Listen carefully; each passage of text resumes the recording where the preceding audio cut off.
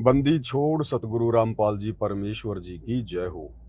सत्साई भाई और बहनों, 2-3 दिन पहले हरियाणा के रोहतक के पैरावर में जो परशुराम जयंती का प्रोग्राम हरियाणा सरकार के द्वारा रखा गया था, जिसमें सतगुरु रामपाल जी के भोले भाले भक्तों को धोखे से उनके दर्शनों का नाम लेकर सत्संग के बहाने सतगुरु रामपाल जी के कलयुगी परिवार के द्वारा सतलोक आश्रम धनाना में बेचारे भक्तों को इकट्ठा कर लिया गया। और सुबह हरियाणा सरकार के द्वारा जो 500 से 700 रोडवेज बसें भेजी गई थी, रैली में भीड़ के द्वारा जो है अपनी प्रशंसा के लिए, अपनी रैली को सफल बनाने के लिए बेचारे भोले भाले भक्तों को उन बसों में ठोक दिया गया और परशुराम जयंती वाली जगह पर पैरावर में छोड़ दिया गया। भाई और बहनों, ये घटना संत सतगुरु रामपाल जी के भक्तों को एक गहरी शिक्षा दे सकती है, अगर वे लेना चाहें तो। एक बहुत ही अच्छा संदेश, एक बहुत ही अच्छी शिक्षा इस घटना के माध्यम से धोखे के शिकार हुए सतगुरु रामपाल जी के वो तमाम भगत जो पैरावर रैली में गए थे, जयंती पर गए थे, एक बहुत अच्छी शिक्षा उनको मिल सकती है अगर वो लेना चाहें तो।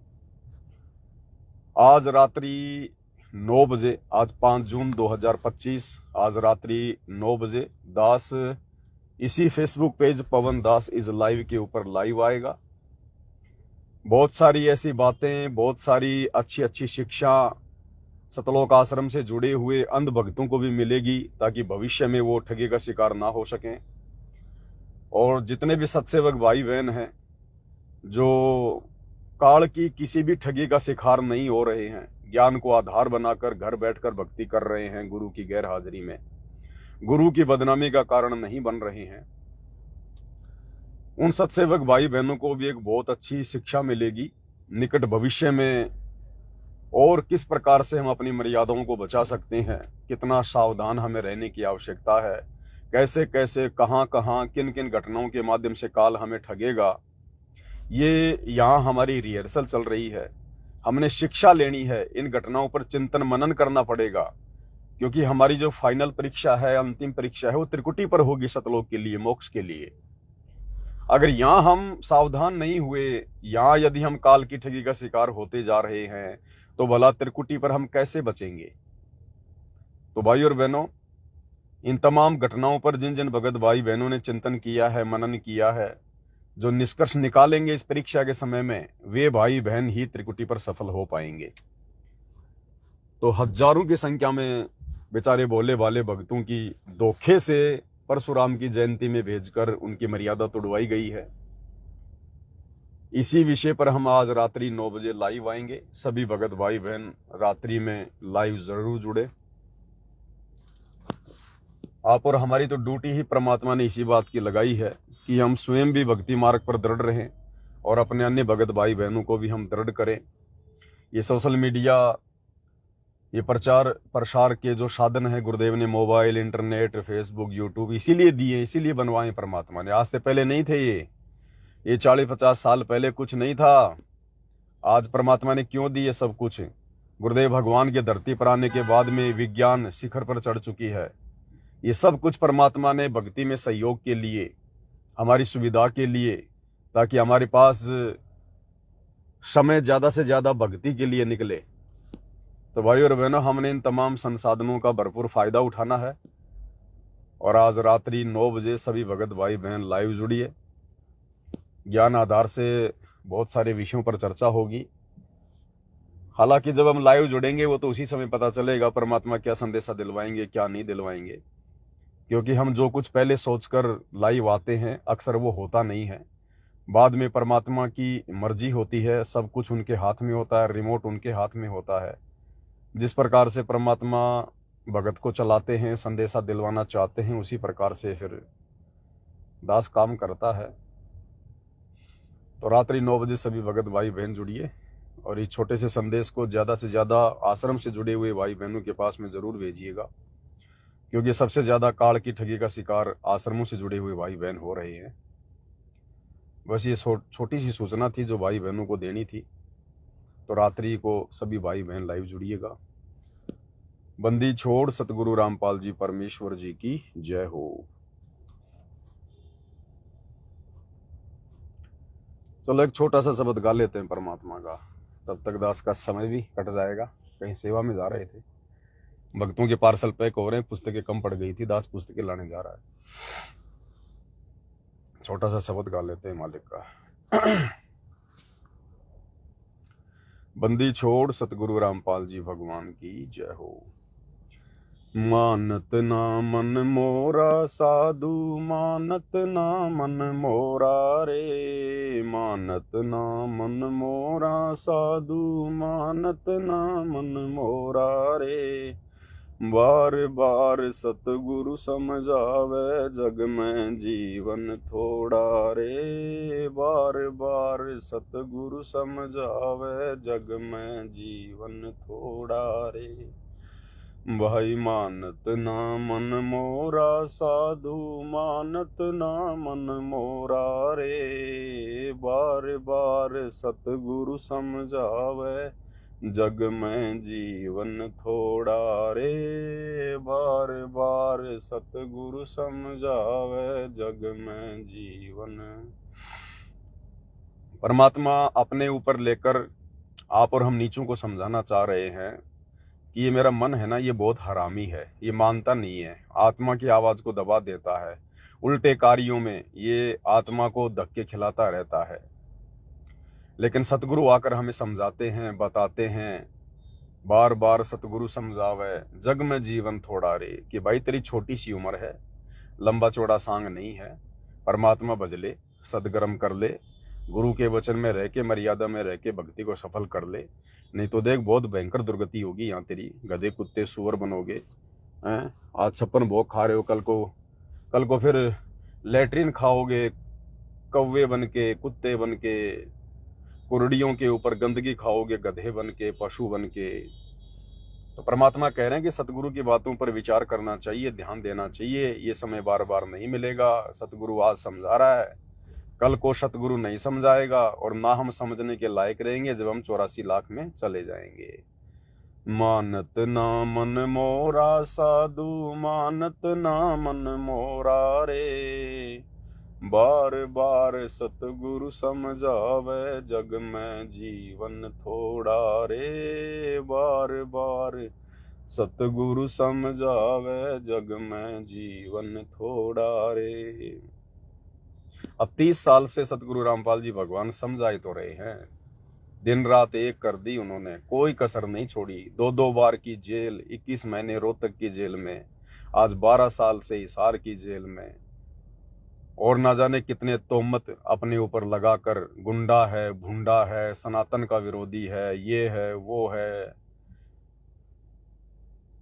दुनिया भर के लोगों से तमाम प्रकार की उपाधियां ले लेकर आप और हम नीचों तक परमात्मा ये ज्ञान पहुंचा रहे हैं, संदेशे दे रहे हैं।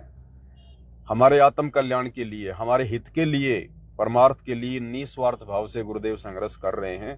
फिर भी ये मन हरामी मानता नहीं है, क्योंकि अभी ये काल के वश ज्यादा है। अगर ये मान जाता, अगर इसको सतगुरु की बातें समझ में आ जाती, तो ये रोहतक के पैरावर में परशुराम की जयंती मनाने नहीं जाता, ये वहां धक्के खाने नहीं जाता, हिसार जेल में बैठे अंतर्यामी गुरुदेव भगवान को दुखी करने नहीं जाता वहां पर ये। लेकिन अभी आश्रमों से जुड़े हुए भाई बहनों के ऊपर मन का प्रभाव ज्यादा है, आत्मा अभी कमजोर है, आत्मा की खुराक आत्मा को खिलाई नहीं जा रही, बेचारी बेहोश पड़ी है, बेहोश जैसे पहले थी। तो गुरुदेव आकर हमें समझा रहे हैं, बता रहे हैं हर प्रकार से। आगे क्या बताया गुरुदेव ने, भाई इस माया का गर्भ न करियो, के हाथी के घोड़ा रे। इस माया का गर्भ न करियो, के हाथी के घोड़ा रे।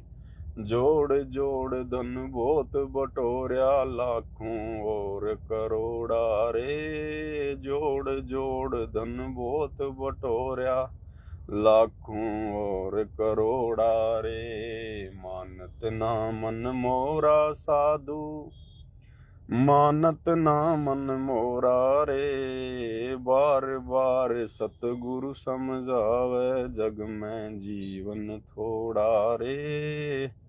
बार बार सतगुरु समझावे, जग में जीवन थोड़ा रे। गुरुदेव कह रहे हैं इस माया का गर्व न करियो, अहंकार मत करना, घमंड मत करना, दिखावा मत करना इस पैसे का, के हाथी के घोड़ा रे। जिस समय ये शब्द गाया गया था उस समय राजाओं के पास में हाथी और घोड़े हुआ करते थे, वो उनकी सवारियां, उनकी गाड़ियां हुआ करती थी। जैसे आजकल ट्रक हैं, बसें हैं, महंगी महंगी लग्जरी गाड़ियां हैं, लोग उनका दिखावा करते हैं। इसी प्रकार पहले के समय में राजा महाराजाओं की प्रसिद्धि उनके हाथी घोड़ों से मानी जाती थी। जिसके पास जितने ज्यादा हाथी घोड़े होते थे उतना ही वो वैभव संपन्न राजा माना जाता था। वो अपने धन का दिखावा करते थे और उसके अहंकार में फिर न जाने क्या क्या कुकर्म किया करते थे। तो इसी प्रकार परमात्मा कहते हैं जब माया तेरे पास में आएगी तो नालायक इसका दिखावा मत करना, इसका अहंकार मत करना, ये तेरी नहीं है, ये जगदीश की है, गंवार समझ। और इस माया को प्राप्त करके तू उल्टे काम ही करेगा, ये माया तेरे सिर पे बैठ जाएगी, तेरे से कोई सदकर्म नहीं करने देगी। इसीलिए तो भगवान अपने भक्तों को ज्यादा माया नहीं देते। इसीलिए तो सतगुरु अपने सत भक्तों को जो भक्ति करना चाहते हैं, जो उनको मोक्ष प्राप्त करवाना है, परमात्मा उसको इस दलदल में ज्यादा नहीं डालता, ये जंजीरें उसके पैरों में नहीं बांधता परमात्मा। और इधर देखो भाई और बहनों, वही हो गया जो परमात्मा शब्द में कह रहे हैं। और रोज हमें गुरुदेव नित्य में पढ़ाते हैं भाई, माया का रस पिया कर हो गए डामाडोल। तो ये सतलोक आश्रम से जुड़े हुए भाई बहन, इस माया का रस पीकर ये जो नाप शनाप पैसा इनकी झोली में आ रहा है, ज्योति का, पाठ का, दान का, ये नादान संगत गुरु के ज्ञान को आधार ना बनाकर जो इनको पात्रों को ज्योति पाठ और दान का पैसा दे के अपने कर्म फोड़ रही है, अब ये माया इन सब के लिए जंजीर बन गई, इनके पैरों की बेड़िया बन गई ये माया। इस माया ने सबको फांस लिया, आश्रम वालों को फांस लिया, क्योंकि सारे इन्होंने कुकर्म किए हैं, उल्टे कर्म किए इन्होंने इस माया को प्राप्त करके। धनाना गांव में स्टेडियम बना दिया, क्या मतलब था स्टेडियम बनाने का? अरे ये परमात्मा सतलोक से चलकर यहाँ पर गेम खिलाने आता है क्या? दुनिया का समय और समाज से बर्बाद करवाने के लिए आता है क्या? गुरुजी की मर्यादाओं के खिलाफ गुरु के परिवार ने वो स्टेडियम बना दिया धनाना में, करोड़ों रुपए का, बैडमिंटन का, गांव वालों के लिए, गांव वालों को खुश करने के लिए कि हमारे आश्रम में कोई आपत्ति ना आए, गांव वाले हमारे विरोध में खड़े ना हो जाएं। हमने गांव वालों को खुश कर दिया स्टेडियम बना के। दूसरी तरफ संगत के कर्म फोड़ दिए, क्योंकि स्टेडियम बना संगत के पैसों से, ज्योति पाठ और दान के पैसों से। और स्टेडियम बनाना, खेल खेलना, ये गुरुजी के नियम और मर्यादाओं के खिलाफ है। तो संगत ने गुरुजी की मर्यादाओं के खिलाफ कुकर्म करने के लिए अंधे होकर इनको पात्रों को ज्योति पाठ और दान का पैसा देकर अपने कर्म फोड़ लिए। तो ये माया फिर ऐसे कर्म फोड़ती है, ऐसे अभिमान हो जाता है जीव को इन पैसों का। अब गुरु का परिवार राजनीति करने लग गया, उल्टे कर्म कर रहा है, अपना झूठा भाईचारा निभाने के लिए, समाज में अपनी प्रसिद्धि के लिए, मान बढ़ाई में आकर इन्होंने वो जो गोहाना में जो जाट धर्मशाला बनी थी उसका 5वां फ्लोर बना दिया गया। बताओ, 1 करोड़ रुपए से ज्यादा पैसा वहां लगा दिया गया इन मूर्खों के द्वारा। हमारे क्या काम आई वो धर्मशाला? अब वहां जाट भाई अपना प्रोग्राम करेंगे, कोई जन्मदिन मनाएगा, कोई शराब पार्टी करेगा, कोई शादी करेगा। बताओ, ये सारे कुकर्म करेंगे, ये सारे पाखंड करेंगे जो गुरुदेव ने करने के लिए मना किए हैं, और भक्तों के सहयोग से होगा। तो दोषी कौन हुआ? भगत समाज हुआ। तो ये माया फिर ऐसे कर्म फोड़ती है। इसलिए गुरुदेव कहते हैं इस माया का गर्व न करियो के हाथी के घोड़ा रे। इस माया का गर्व न करियो के हाथी के घोड़ा रे। जोड़ जोड़ धन बहुत बटोल्या लाखों और करोड़ा रे। जोड़ जोड़ धन बहुत बटोल्या लाखों और करोड़ा रे। मानत ना मन मोरा साधु, मानत ना मन मोरा रे। बार बार सतगुरु समझावे, जग में जीवन थोड़ा रे। बार बार सतगुरु समझावे, जग में जीवन। भाई और बहनों, आप और हमारी बहुत अच्छी किस्मत है जो परमेश्वर ने हमें इतना धन नहीं दिया। हमें परमात्मा आवश्यकता से ज्यादा माया नहीं दे रहे हैं। ये आप और हमारे ऊपर सतगुरु रामपाल जी भगवान की एक विशेष मेहर है, विशेष दया है उनकी, विशेष। क्योंकि भाई और बहनों, परमात्मा का विधान क्या कहता है। एक समय परमात्मा सत्संग कर रहे थे और परमेश्वर ने कहा कि भाई दानी को नहीं देत हूं ना राखूं वर्ष करोड़, या माया है सोम की बंधी सोम गलडोर, कि जो मेरा भगत दान करेगा उसको मैं धन अधिक नहीं दूंगा। ये धन तो, ये माया तो उसके पैरों में बेड़िया बन के बैठ जाएंगी, उसको भक्ति नहीं करने देंगी। तो कुछ भगत थे मेरे जैसे मूड गवार, उन्होंने कहा कि ये भगवान ये आप क्या कह रहे हो, हम तो दान धर्म इसीलिए करते हैं कि हमारे को धन ज्यादा मिले, धन ज्यादा मिले, और आप कह रहे हो कि दानी को नहीं देत हूं ना राखूं वर्ष करोड़। परमात्मा फिर क्या दोगे आप अपने दान करने वाले भगत को, भक्ति करने वाले भगत को? तो परमात्मा ने कहा कि बच्चों, मैं दान करने वाले भगत को इतना तो अवश्य दूंगा कि उसकी जो आवश्यकता है वो पूरी होती रहेंगी, वो अभाव में नहीं जिएगा, और इतना ज्यादा भी नहीं दूंगा कि वो बकवाद करने लग जाए। तो भक्तों ने कहा कि परमात्मा फिर आप क्या दोगे अपने उस भगत को? तो परमात्मा ने कहा कि दानी को तो देत हूं ज्ञान ध्यान विश्वास, भक्ति गरीबी बंदगी ज्यों निपजै निज दास। ये दूंगा मैं अपने भगत को। क्या? दानी को तो देत हूं ज्ञान ध्यान और विश्वास। अरे यही तो चाहिए मोक्ष के लिए, यही तो चाहिए सतगुरु के चरणों में परमानेंट जगह बनाने के लिए, भक्ति को सफल करने के लिए। ज्ञान ध्यान विश्वास ये भगत के आभूषण हैं, भगत के लक्षण हैं, भगत के श्रृंगार हैं आत्मा के। ज्ञान ध्यान विश्वास, ज्ञान के बिना हम भक्ति पर दृढ़ नहीं हो सकते, और विश्वास के बिना हमारी भक्ति सफल नहीं हो सकती। कहे कबीर सुनो भाई साधो मैं तो हूं विश्वास में। ये दुनिया का सबसे बड़ा धन है, सबसे बड़ी संपत्ति है ये।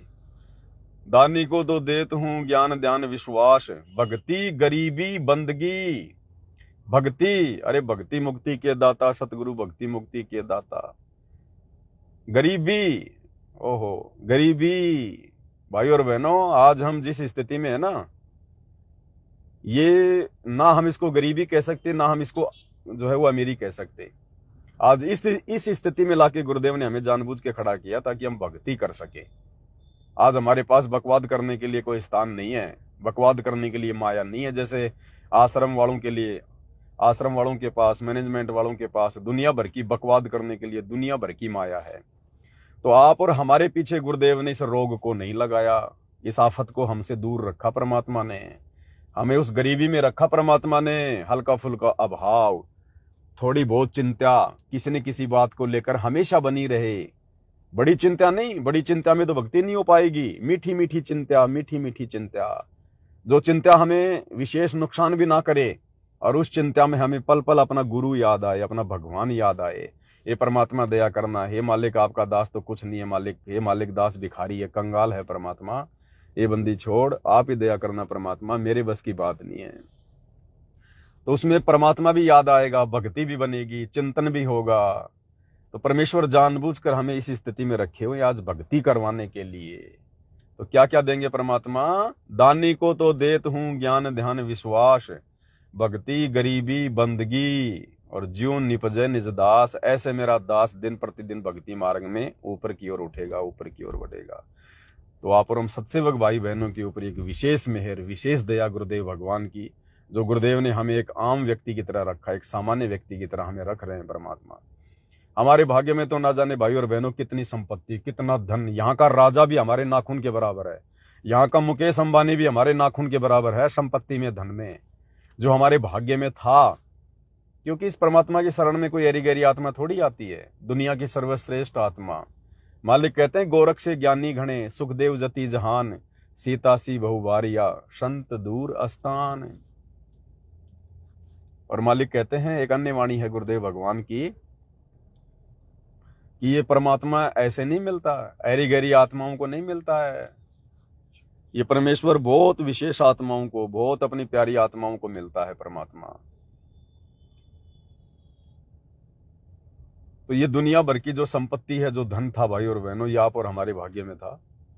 लेकिन परमात्मा ने हमसे भक्ति करवाने के लिए, हमें काल के कष्टों से छुड़वाने के लिए, हमें मोक्ष दिलवाने के लिए, परमेश्वर ने हमारे उस संस्कार को काट दिया, रोक दिया परमात्मा ने, कि अभी नहीं दूंगा। दूंगा अवश्य, देगा परमात्मा, ऐसी बात नहीं देगा नहीं, परमात्मा देंगे, लेकिन कुछ समय के लिए परमात्मा ने उसको रोक दिया, उस रोग को आने से रोक दिया परमात्मा ने कि पहले मैं अपने बच्चों को ज्ञान से परिपूर्ण करूंगा, पहले इनकी आत्मा में ठोक ठोक के सत्संग रूपी इनको खीर खिलाऊंगा इनको। जब ये इस माया के, इस धन के गुण और अवगुणों से परिचित हो जाएंगे कि ये माया हमें कहाँ नुकसान पहुंचाएगी, कहाँ हमारे को लाभ दे सकती है, उसके बाद परमात्मा हमें भक्ति मार्ग में ज्ञान से शाना बनाकर, समझदार बनाकर, उसके बाद देखना फिर परमात्मा धन की बरसात करेगा, जैसे नरसिंह भगत के वहां कर दी थी बात में। ऐसे छोटा सा धंधा शुरू करेंगे और पता नहीं कहां से आ गिरेगा, गले में पैसे बढ़ जाएंगे, गले में रखे रखे पैसे बढ़ जाएंगे, पता भी नहीं चलेगा हमारे को। इतना देगा परमात्मा, लेकिन उससे फिर हम बकवाद नहीं करेंगे, कुछ भी हमारा ज्ञान हो जाएगा ना। डर लगेगा कि अगर 1 रुपए की अगर हेरा फेरी हो गई, 1 रुपया भी यदि गलत कार्य में लग गया तो परमात्मा नाराज हो जाएगा, और ये माया उसी ने दी है, पल भर में छीन लेगा वो। तो उसके बाद देगा परमात्मा। फिर देखना, वो कहता ना कि वो देता तब छप्पर फाड़ के देता है, वो समय आने वाले समय में दुनिया देखेगी उनके सत्सेवक बच्चों के घरों में अलग ही मकान, अलग ही कोठियां, अलग ही यातायात के साधन। आज ये दुनिया जो घूम रही है ना 5-5 करोड़ की, 10-10 करोड़ की गाड़ियों में, देखना आने वाले समय में परमात्मा के सत्सेवक बच्चे घुमा करेंगे। क्योंकि सार जेल से आने वाली ऑडियो में तो गुरुदेव ने स्पष्ट कह दिया कि बच्चों आने वाले समय में तुम्हारे यातायात के साधन भी दुनिया से न्यारे होंगे, दुनिया से अलग होंगे। तो परमेश्वर अपने बच्चों को यहां भी सुख देगा, लेकिन पहले उनको यहाँ के दुखों से परिचित करवाएगा, ताकि ये बकवाद ना करें इस माया को प्राप्त करके, और टारगेट केवल इनका सतलोक ही रहे, ये माया इनको केवल गोबर दिखाई दे, गोबर। फिर देखना परमात्मा यहाँ की भी मौज करवाएगा।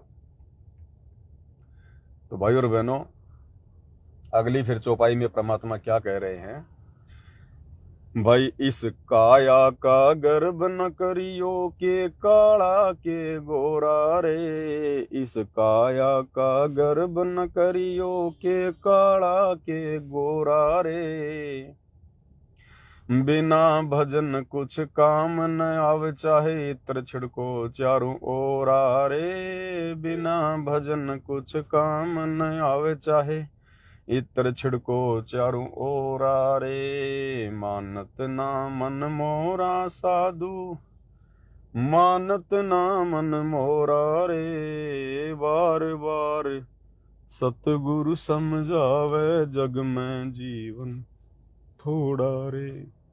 आगे परमात्मा कह रहे हैं कि बच्चों, धन के बाद फिर सबसे ज्यादा अहंकार जो जीव करता है ना, वो इस शरीर का करता है। कोई थोड़ा बहुत हट्टा कट्टा है, हष्ट पुष्ट है, 4 दिन जिम में जाके आ जाता है, फूला फूला फिरता है, कोई सुंदर है, कोई लंबा चौड़ा है, किसी का शरीर गोरा है, वो अभिमान करता है इस काया का, क्षणभंगुर शरीर का, मिट्टी का, बिना ज्ञान के। वो भी एक अहंकार है, एक अभिमान है, एक काल का जाल है, माया का दाव है। तो भाई और बहनों, ये भी आप और हमारी बहुत बड़ी किस्मत, जो गुरुदेव भगवान ने हमें ऐसा रूप रंग नहीं दिया, हमें ऐसा शरीर नहीं दिया जिसको पाकर हम अभिमानी हो जाते, दिन में 10 बार शीशे में मुंह देखते। ये भी परमेश्वर की बहुत बड़ी मेहर, बहुत बड़ी दया। ये माया ऐसे में ठगती है, छलती है। तो परमेश्वर ने उन तमाम बाधाओं को आप और हमारे से दूर कर दिया, हमें एक सामान्य व्यक्ति का जीवन देकर। हमें परमेश्वर ने सामान्य व्यक्ति बनाया, जिस प्रकार का एक सामान्य व्यक्ति होता है, जो ना अहंकार कर सके, ना घमंड कर सके, ना हम बूढ़े और ना हम सुंदर। और वैसे भी भक्ति मार्ग में भाई और बहनों, कोई बूढ़ा कोई सुंदर नहीं होता है, कोई रूप या कुरूप नहीं होता है भक्ति मार्ग में, क्योंकि परमात्मा अपनी आत्मा देखता है, भक्ति के धन को देखता है। परमात्मा शरीर नहीं देखता है, शरीर तो जीव को उसके पिछले भक्ति संस्कारों से मिलता है। अब जैसे भाई और बहनों, अब हमें ये रूप रंग दिखाई नहीं दे रहा। अब आज हम जितने भी सत्सेवक भाई बहन हैं, हम किसी के रूप रंग को देखकर, किसी की गोरी चमड़ी को देखकर, सुंदरता को देखकर हम प्रभावित नहीं होते हैं। अब देखो कैसे नहीं होते। अब देखिएगा, अभी पवन दास आपका भाई है, अब ये दास लाइव आता है, लाइव आकर क्या करता हूं मैं, को रागनी तो गाता नहीं, अपने बंदी छोड़ की महिमा करता हूं, भगत भाई बहनों को ज्ञान आधार से अच्छी अच्छी बातें बताता हूं, हमारा विश्वास भक्ति मार्ग पर दृढ़ होता है। अब ये पवन दास ना तो सुंदर है, ना ये पवन दास कोई 6 या 6.5 फुट का है, ना ये पवन दास कोई पहलवान है, बिल्कुल एक सामान्य व्यक्ति की तरह। और फिर भी आप भाई बहनों को कितने जो मतलब अच्छा लगता है ये दास। हम सभी एक दूसरे को अच्छे लगते हैं, मालिक की दया से हम परमात्मा के बच्चे हैं, भाई बहन आपस में। फिर भी हम कितने अच्छे लगते हैं एक दूसरे को, ऐसा लगता है जैसे यही हमारे असली भाई बहन है। हमारे जो रियल भाई बहन है, जिनको रियल कहते हैं, जो एक ही माँ के गर्भ से जिनका जन्म होता है, आज उनसे भी ज्यादा प्यारे, उनसे भी ज्यादा प्रिय हमें अपने भगत भाई बहन लगते हैं। कौन भगत भाई बहन? जिनकी आपस में मर्यादाएं मेल खाती हैं, जिनके विचार मेल खाते हैं। अब दूसरी तरफ ये देखो, बॉलीवुड में जो ये फिल्में बनाते हैं, ये हीरो, जिनको हीरो कहते हैं, है असल में वो जीरो, लेकिन दुनिया आध्यात्मिक ज्ञान के अभाव में उनको हीरो मानती है। अब वो लोग कितने सुंदर सुंदर होते हैं, कितने लंबे चौड़े होते हैं, जिम जाम करके कैसी वैसी बॉडी वाडी बना लेते हैं, खा पी के उल्टे सीधे सप्लीमेंट, है कि नहीं? अच्छे अच्छे कपड़े पहनेंगे, बढ़िया बढ़िया एक्टिंग करेंगे। अब दुनिया को वो कितने सुंदर लगते हैं, मेरा फेवरेट, मेरा फेवरेट। अरे वाह, गजब, क्या बॉडी बना रखी है। क्या आप और हम सतगुरु रामपाल जी के साध संगति से जुड़े हुए सत्सेवक भाई बहनों को दुनिया को हीरो दिखाई देने वाले वो लोग अच्छे लगते हैं क्या? वो हीरोइन, वो अभिनेत्रियां जो मेकअप करके, बढ़िया बढ़िया महंगे महंगे हार श्रृंगार करके, कपड़े पहन के, हैं, जो ऐसी ऐसी एक्टिंग करती हैं, दिखावा करती हैं, अर्धनग्न वो कपड़े पहनती हैं, अपना शरीर दिखाती हैं, क्या आप और हम सत्सेवक भाई बहनों को वो अच्छे लगते हैं क्या? हम तो कभी उनका शोपन में चिंतन भी नहीं करते। अगर हमारे घर के सामने अगर किसी बहुत बड़े बॉलीवुड के नेता का या नेती का, अभिनेता का, अभिनेत्री का कोई प्रोग्राम हो, तो हम तो अपने घर के दरवाजे तक बंद कर लेंगे कि ये भगवान कहां से आफत आ गई, ये जल्दी से जल्दी यहां से जाए, ये आफत यहां से, ये रोग जल्दी से जल्दी जाए यहां से। और दुनिया उनके ऊपर फिदा होती है, दुनिया उनको देखने के लिए सैकड़ों किलोमीटरों से गाड़ियों का तेल फूक फूक के आती है। अरे चलो भाई, वो अभिनेता आ रहा है, अरे वो अभिनेत्री आ रही, वो हीरो आ रहा है। और आप और हमारे घर के सामने प्रोग्राम हो तो हम दरवाजे बंद कर लेंगे कि ये भगवान, इन गंदे गंदे गानों की आवाज हमारे कानों में ना आए। हम सत्संग सुनाएंगे जोर जोर से आवाज में कि ये बाहर की आवाज हमें सुनाई ना दे। घर के दरवाजे बंद कर लेंगे। उनके दर्शन भी हम ये समझेंगे, भगवान आज कौन सा मेरा पाप कर्म उदय हो गया था जो मेरे घर के सामने ये बड़वे आ गए। दुनिया जिनको हीरो कहती है, हम उनकी शक्ल भी देखना पसंद नहीं करेंगे। उनके वहां जाकर बैठना तो बहुत दूर की बात है, हम तो घर के दरवाजे भी बंद कर लेंगे। हमें फूटी आंख भी अच्छे नहीं लगेंगे। वो क्यों नहीं अच्छे लगेंगे भाइयों और बहनों? क्योंकि अब परमात्मा ने हमारे शरीर का सॉफ्टवेयर चेंज कर दिया है। परमात्मा ने हमें इंसान से देवता बना दिया, मानुष से देवता किया, कृतन लाई बार। हम आम सामान्य व्यक्ति की तरह नहीं है जो उनके पीछे दौड़ दौड़ के चले जाएंगे उनको देखने के लिए। नहीं, हमारा शरीर तो आम इंसानों जैसा दिखाई दे रहा है, लेकिन अंदर से परमात्मा ने चेंज कर दिया। हमें वो अच्छे नहीं लगते अब, बिल्कुल भी। अब हमें अच्छे कौन लगते हैं? हमारे अपने भगत भाई बहन जो परमात्मा की महिमा करते हैं, गुरु जी का गुणगान करते हैं, ज्ञान आधार से परमात्मा की चर्चा करते हैं, गुरु को परमात्मा मान के ज्ञान को आधार बना के जो भक्ति कर रहे हैं, वो चाहे काड़ा है, चाहे ठिगना है, चाहे कैसा भी है। क्योंकि परमात्मा ने जिसको जैसा शरीर दे दिया ना, उसमें कोई मीन मेख नहीं निकालनी चाहिए। क्योंकि भगवान ने बनाया है तो सोच समझ के बनाया है ना, उसके संस्कार के आधार से बनाया है ना। तो भगवान ने अगर कोई चीज बना दी तो वो परफेक्ट ही बनाई है। वो चाहे लूला है, चाहे लंगड़ा है, चाहे काना है, चाहे गोरा है, चाहे कैसा भी है। तो भगवान के द्वारा बनाई गई मूर्ति में यदि कोई मीन मेख निकलता है, कोई नफरत करता है, तो फिर परमात्मा उससे नाराज होता है। और ऊपर से गुरुदेव ने हमें तत्व ज्ञान दे दिया। इसलिए अब हमें वो सुंदर सुंदर दिखाई देने वाले वो लोग हमें अच्छे नहीं लगते, क्योंकि उनके पास भक्ति नहीं है, उनके हृदय में भगवान नहीं है। हमें पता है कि अगले जन्म में गधे बनेंगे, कुत्ते बनेंगे। आज ये सुंदर सुंदर चेहरे लेके घूम रहे हैं ना, खुद भी भ्रमित है, दुनिया को भी भ्रम जाल में डाल रहे हैं काल प्रेरणा से। आज ये सुंदर सुंदर दिखाई देने वाले कल को गधे का मुंह प्राप्त करेंगे, सूअर का मुंह प्राप्त करेंगे। तब कहां जाएगी इनकी सुंदरता, तब कहां जाएगी इनकी वो एक्टिंग। इसलिए अब हमें ज्ञान आधार से पता चल गया कि सुंदर कौन है। सुंदर वो है जिसके हृदय में सतगुरु रामपाल जी भगवान विराजमान है। सुंदर वो है जो अपने गुरु को भगवान मान के निरअभिमानी होके जो भक्ति कर रहा है। सुंदर वो है जो अपने गुरु की महिमा करता है। वो चाहे कैसा भी है, चाहे उसकी एक आंख फूटी है, चाहे दोनों आंखें फूटी है, चाहे वो लंगड़ा है, गूंगा है, बहरा है, कैसा भी है, वो है सुंदर असल में। क्योंकि जो सुंदर हैं वो तो अगले जन्म में जानवर बनेंगे, गधे बनेंगे, बूढ़े बूढ़े शरीर प्राप्त करेंगे। और आज जो दुनिया को जो बूढ़े दिखाई दे रहे हैं, वो आज इस शरीर से भक्ति करके अगले जन्मों में सतलोक में सुंदर शरीर प्राप्त करेंगे, नूरी शरीर प्राप्त करेंगे, जो यहाँ के देवी देवताओं का भी नहीं है। इसलिए परमात्मा हमें समझा रहे, हमें बता रहे हैं कि इस काया का गर्भ न करियो के काला के गोरा रे, इस काया का गर्भ न करियो के काला के गोरा रे, बिना भजन कुछ काम न आवे, चाहे इत्र छिड़को चारों ओरा रे, बिना भजन कुछ काम न आवे, चाहे इत्र छिड़को चारों ओरा रे। ये भाई बिना भजन के, बिना सतगुरु रामपाल जी भगवान के सतनाम के, बिना उनकी शरण के, भजन का मतलब ये नहीं कि लेके ढोलक पेटी बैठ जाओ जय जय राम हरे राम, जय जय राम हरे राम, वो भजन नहीं है। असल में भजन है सतगुरु रामपाल जी की भक्ति करना, तीनों समय की आरती करना, उनके सत्संग सुनना, मंत्र जाप करना, ये है भजन। तो कहते हैं बिना भजन कुछ काम न आवे, चाहे इत्र छिड़को चारों ओर आ रहे। आज तुम कितने ही महंगे महंगे सेंट लगा लो, इत्र लगा लो, महंगे महंगे कपड़े पहन लो, 8-8 करोड़ की गाड़ियों में घूम लो, डांस वांस सीख के दुनिया को तुम जो है वो प्रभावित कर दो। लेकिन भैया अगले जन्म में सुअर का मुंह लगेगा, गधे का मुंह लगेगा, बैल का मुंह लगेगा, तेरे नाक में नाथ डाली जाएगी। फिर तेरे से वो किसान एक्टिंग करवाएगा खेत में सारा दिन मार मार के लठ, कुम्हार एक्टिंग करवाएगा, फिर भट्ठे के ऊपर कच्ची ईंट नीचे से भरेगा और पकी हुई ईंट ऊपर से डालेगा, और फिर कौवा खाएगा कमर को जहां घाव हो जाता है, फिर वो एक्टिंग होगी वहां पर असली। इसलिए परमात्मा कहते हैं कि जो भी शरीर, जैसा भी शरीर भगवान ने दे दिया है, ये परमात्मा का दिया हुआ है, और परमात्मा ने बनाया है तो सोच समझ के बनाया है उसको। भाई और बहनों, आज यदि हमें 6.5 फुट की हाइट मिल जाती, अट्टा कट्टा शरीर मिल जाता, हम भाई और बहनों दिन में 20 बार शीशे में मुंह देखते सतगुरु रामपाल जी की शरण प्राप्त करके भी।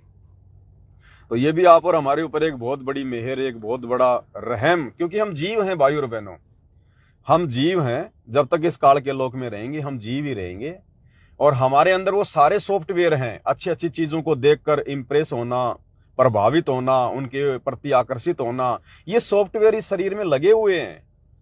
अब बताओ यदि हम ऐसे होते, अब देखो जैसे मान लीजिए, क्योंकि हमारी जो आंखें हैं ना, ये एक स्कैनर का काम करती हैं, स्कैनर का काम।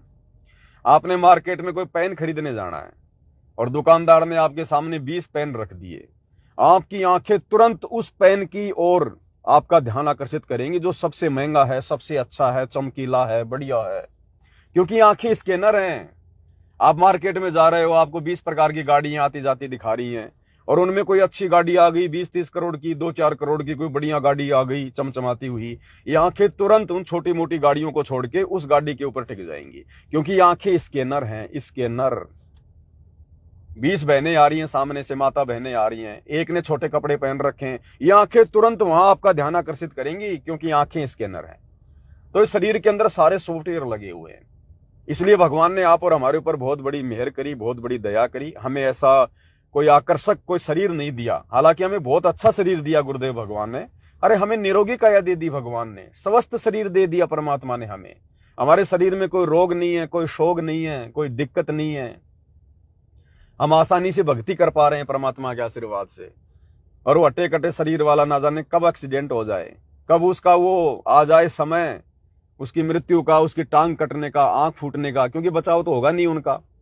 वो शरीर थोड़ी बचाव करेगा, बचाव तो करेंगे संस्कार, गुरु भगवान। और गुरु भगवान बचाव करेगा जब हमारी भक्ति होगी हमारे पास में, जब हम भक्ति कर रहे होंगे। तो वो भक्ति तो कर नहीं रहे, पिछले जन्म की भक्ति से वो मलाई खा रहे हैं। तो कब उनका वो कुसंस्कार आ जाए, एक्सीडेंट होने का, पैर कटने का, आंख फूटने का, जलने का, तो उस समय बताओ फिर 2 मिनट में उनका वो शरीर, जिस शरीर को लेकर वो अपने आप में फन्ने खा बन रहे थे, दुनिया को दिखाया करते थे, अब उनका यदि वो चेहरा थोड़ा सा अगर वो जल जाए ना, वो दुनिया के सामने नहीं आएगा शर्म के मारे कि दुनिया क्या देखेगी मेरे इस जले हुए चेहरे को। अगर उसका एक हाथ अगर वो कट जाए ना, आधी बाजू की शर्ट पहनना उसको अच्छा नहीं लगेगा, फिर वो बॉडी दिखाने का शौक उसका समाप्त हो जाएगा। फिर बस इतनी सी है उनकी प्रभुता, उनकी सुंदरता। तो ये भी गुरुदेव भगवान ने आप और हमारे पर विशेष मेहर बख्शी परमात्मा ने हमसे भक्ति करवाने के लिए, ताकि हमारे मन में हमारे रंग को लेकर, हमारी हाइट को लेकर, हमारे हट्टे कट्टे शरीर को लेकर हमारे अंदर कोई अहंकार व्याप्त ना हो, और ना ही हमारे को देखकर दूसरा व्यक्ति निराशा महसूस करे। क्योंकि भाई और बहनों, काल का लोक है। यहाँ पर जिसके पास ज्यादा धन है तो गरीब आदमी उसको देखकर पता नहीं मन में क्या क्या सोचेगा, क्या क्या बकवाद, क्या क्या दोष पैदा करेगा। कोई किसी के सुंदर शरीर को देखकर ना जाने अपने मन में क्या क्या सोचेगा, कितना वो निराश होगा, कितने मन में दोष आएंगे। तो हम भक्तों को देखकर भी, हमारे रूप रंग को देखकर, हमारे हाइट को, हमारे शरीर को देखकर किसी और के मन में दोष ना आए, उसके लिए भी परमात्मा ने हमें सामान्य शरीर दिया। हम गुरुदेव भगवान का बारंबार धन्यवाद करते हैं, अनंत कोटि दंडवत प्रणाम करते हैं कि परमेश्वर ने हमारे ऊपर बहुत बड़ी रजा बख्शी, मेहर बख्शी परमात्मा ने। अन्यथा भाई और बहनों, भक्ति तो हम करते, ऐसी बात नहीं है, लेकिन उस भाव से भक्ति नहीं हो पाती जिस भाव से इस टूटे फूटे शरीर में, सामान्य से शरीर में, आम व्यक्ति जैसे शरीर में आप और हम आज भक्ति कर पा रहे हैं। तो ये बहुत बड़ी मेहर गुरुदेव की। अगली वाणी में क्या बताया गुरुदेव ने? भाई दुविधा दुर्मति चतुराई में जन्म गया नर तोरा रे, दुविधा दुर्मति चतुराई में जन्म गया नर तोरा रे, अब भी आण मिलो सत्संग में करो गुरु ज्ञान पे गोरा रे, अब भी आण मिलो सत्संग में करो गुरु ज्ञान पे गोरा रे, मानत ना मन मोरा साधु, मानत ना मन मोरा रे, मानत ना मन मोरा साधु, मानत ना मन मोरा रे, बार बार सतगुरु समझावे, जग में जीवन थोड़ा रे, दुविधा दुर्मति चतुराई में जन्म गया नर तोरा रे। अब इस दुविधा दुर्मति और चतुराई वाली स्थिति से केवल हम सत्सेवक भाई बहन बाहर निकल पाए। दुनिया में कोई बाहर नहीं है। आश्रमों से जुड़े हुए भाई बहन भी दुविधा दुर्मति चतुराई से बाहर नहीं है। ये चतुराई तो थी सतगुरु रामपाल जी के दोनों नालायक बेटों की, उनके नालायक भाई की, जिन्होंने भगत समाज को राजनीतिक स्वार्थों के चलते और परशुराम जयंती पैरावर में वहां भेज दिया, राजनेताओं की रैली में भीड़ जमा करने के लिए। ये चतुराई तो है, और क्या है कि राजनेता हमसे प्रसन्न रहेंगे, हरियाणा का मुख्यमंत्री हमारे से प्रसन्न होगा, हम दोनों में से किसी एक भाई को रोहतक से या सोनीपत से बीजेपी की टिकट दे देगा, हम चुनाव लड़ेंगे, राजा बनेंगे, फिर अगले जन्म में गधे बनेंगे। तो ये चतुराई तो है इनकी। अन्यथा गुरुदेव भगवान के ज्ञान में कहां है राजनेताओं की रैलियों को सफल बनाना? कभी भेजा गुरुदेव ने अपने बच्चों को राजनेताओं की रैलियों में धक्के खाने के लिए? परमात्मा तो इन कुकर्मों से दूर करता है। ये तो गंदी चीज है, ये तो बहुत गंदी चीज है राजनीति। तो गुरु तो अपने भक्तों को राजनीति के आसपास भी नहीं फटकने देता। अब ये चतुराई इनकी, अपने आप में को डेढ़ शाना समझ कर ये भगत समाज को ज्योति पाठ और दान के नाम पर लूट रहे हैं। गोहना में 1 करोड़ रुपया देकर जाटों की धर्मशाला बनवा दी भाईचारा निभाने के लिए। ये चतुराई तो है, और क्या है। और संगत पड़ी है दुविधा में, दुविधा दुर्मति चतुराई में जन्म गया नर तोरा रे। संगत बेचारी दुविधा में है, क्या करें क्या ना करें। ये पवनदास सही कह रहा है, ये आश्रम वाले सही कर रहे हैं, क्या करें। आश्रम में जाके ठोक दिया भक्तों को रात को। सुबह हरियाणा रोडवेज की बसें आ गई, भक्तों को कहा गया चलो भाई गुरुजी का आदेश है, बसों में बैठो, मुख्यमंत्री की रैली है, परशुराम की जयंती है। अब भगत दुविधा में आ गए, भगत दुविधा में आ गए, क्या करें। अरे बैठे कि ना बैठे, अब क्या करें, अब तो बैठना ही पड़ेगा। जब आश्रम में चले गए तो बैठना ही पड़ेगा मेरे भाई। अब भगत दुविधा में, भाई गुरुजी ने तो कभी कहा ही नहीं, ऐसा तो गुरुजी का कोई आदेश है ही नहीं, ना परमात्मा ऐसा कोई आदेश देते कभी, ये मैनेजमेंट वाले ऐसा हमसे क्यों करवा रहे हैं। तो ये दुविधा, दुविधा क्यों? ज्ञान का भाव, साध संगति का भाव, ये भेड़ चाल में चलना, देखा देखी में चलना, आंखों पे काली पट्टी बांध के चलना, इसका परिणाम, इसका नतीजा। तो ये हाल हो गया इनका, आश्रम वालों का। तो परमात्मा कहते हैं सारा संसार दुविधा में पड़ा हुआ है, अपने आप को शाणे समझकर, चतुर समझकर, काल के जाल में फंसकर अपने कर्म फोड़ रहे हैं, सतगुरु की मर्यादा तोड़कर। तो मालिक कहते हैं दुविधा दुर्मति चतुराई में जन्म गया नर तोरा रे, दुविधा दुर्मति चतुराई में। अब सत्सेवक भाई बहन देखो, अरे हम कहाँ दुविधा दुर्मति में फंसेंगे, हम तो फंसे हुए भाई बहनों को समझाने के लिए वीडियो बना रहे हैं। हमें तो परमात्मा ने कब का दुविधा दुर्मति चतुराई से निकाल दिया। तो सतगुरु की विशेष प्यारी आत्मा अगर संसार में कोई है वर्तमान में भाई और बहनों, तो केवल सत्सेवक भाई बहन है।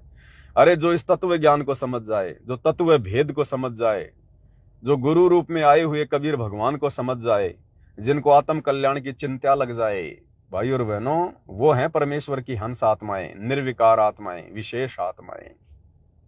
तो ये दया तो आप और हमारे ऊपर हुई है। दुविधा दुर्मति चतुराई में जन्म गया नर तोरा रे, अब भी आण मिलो सत्संग में करो गुरु ज्ञान पे गोरा रे, अब भी आण मिलो सत्संग में करो गुरु ज्ञान पे गोरा रे। गुरुदेव कहते हैं नालायकों अभी भी आ जाओ। सत्संग में आने का मतलब है मेरे द्वारा किए गए प्रवचनों पर थोड़ा विचार कर लो, या साथ संगति के वीडियो देखकर थोड़ा बहुत अपने दिमाग का इस्तेमाल कर लो, जो जंग लगी हुई है।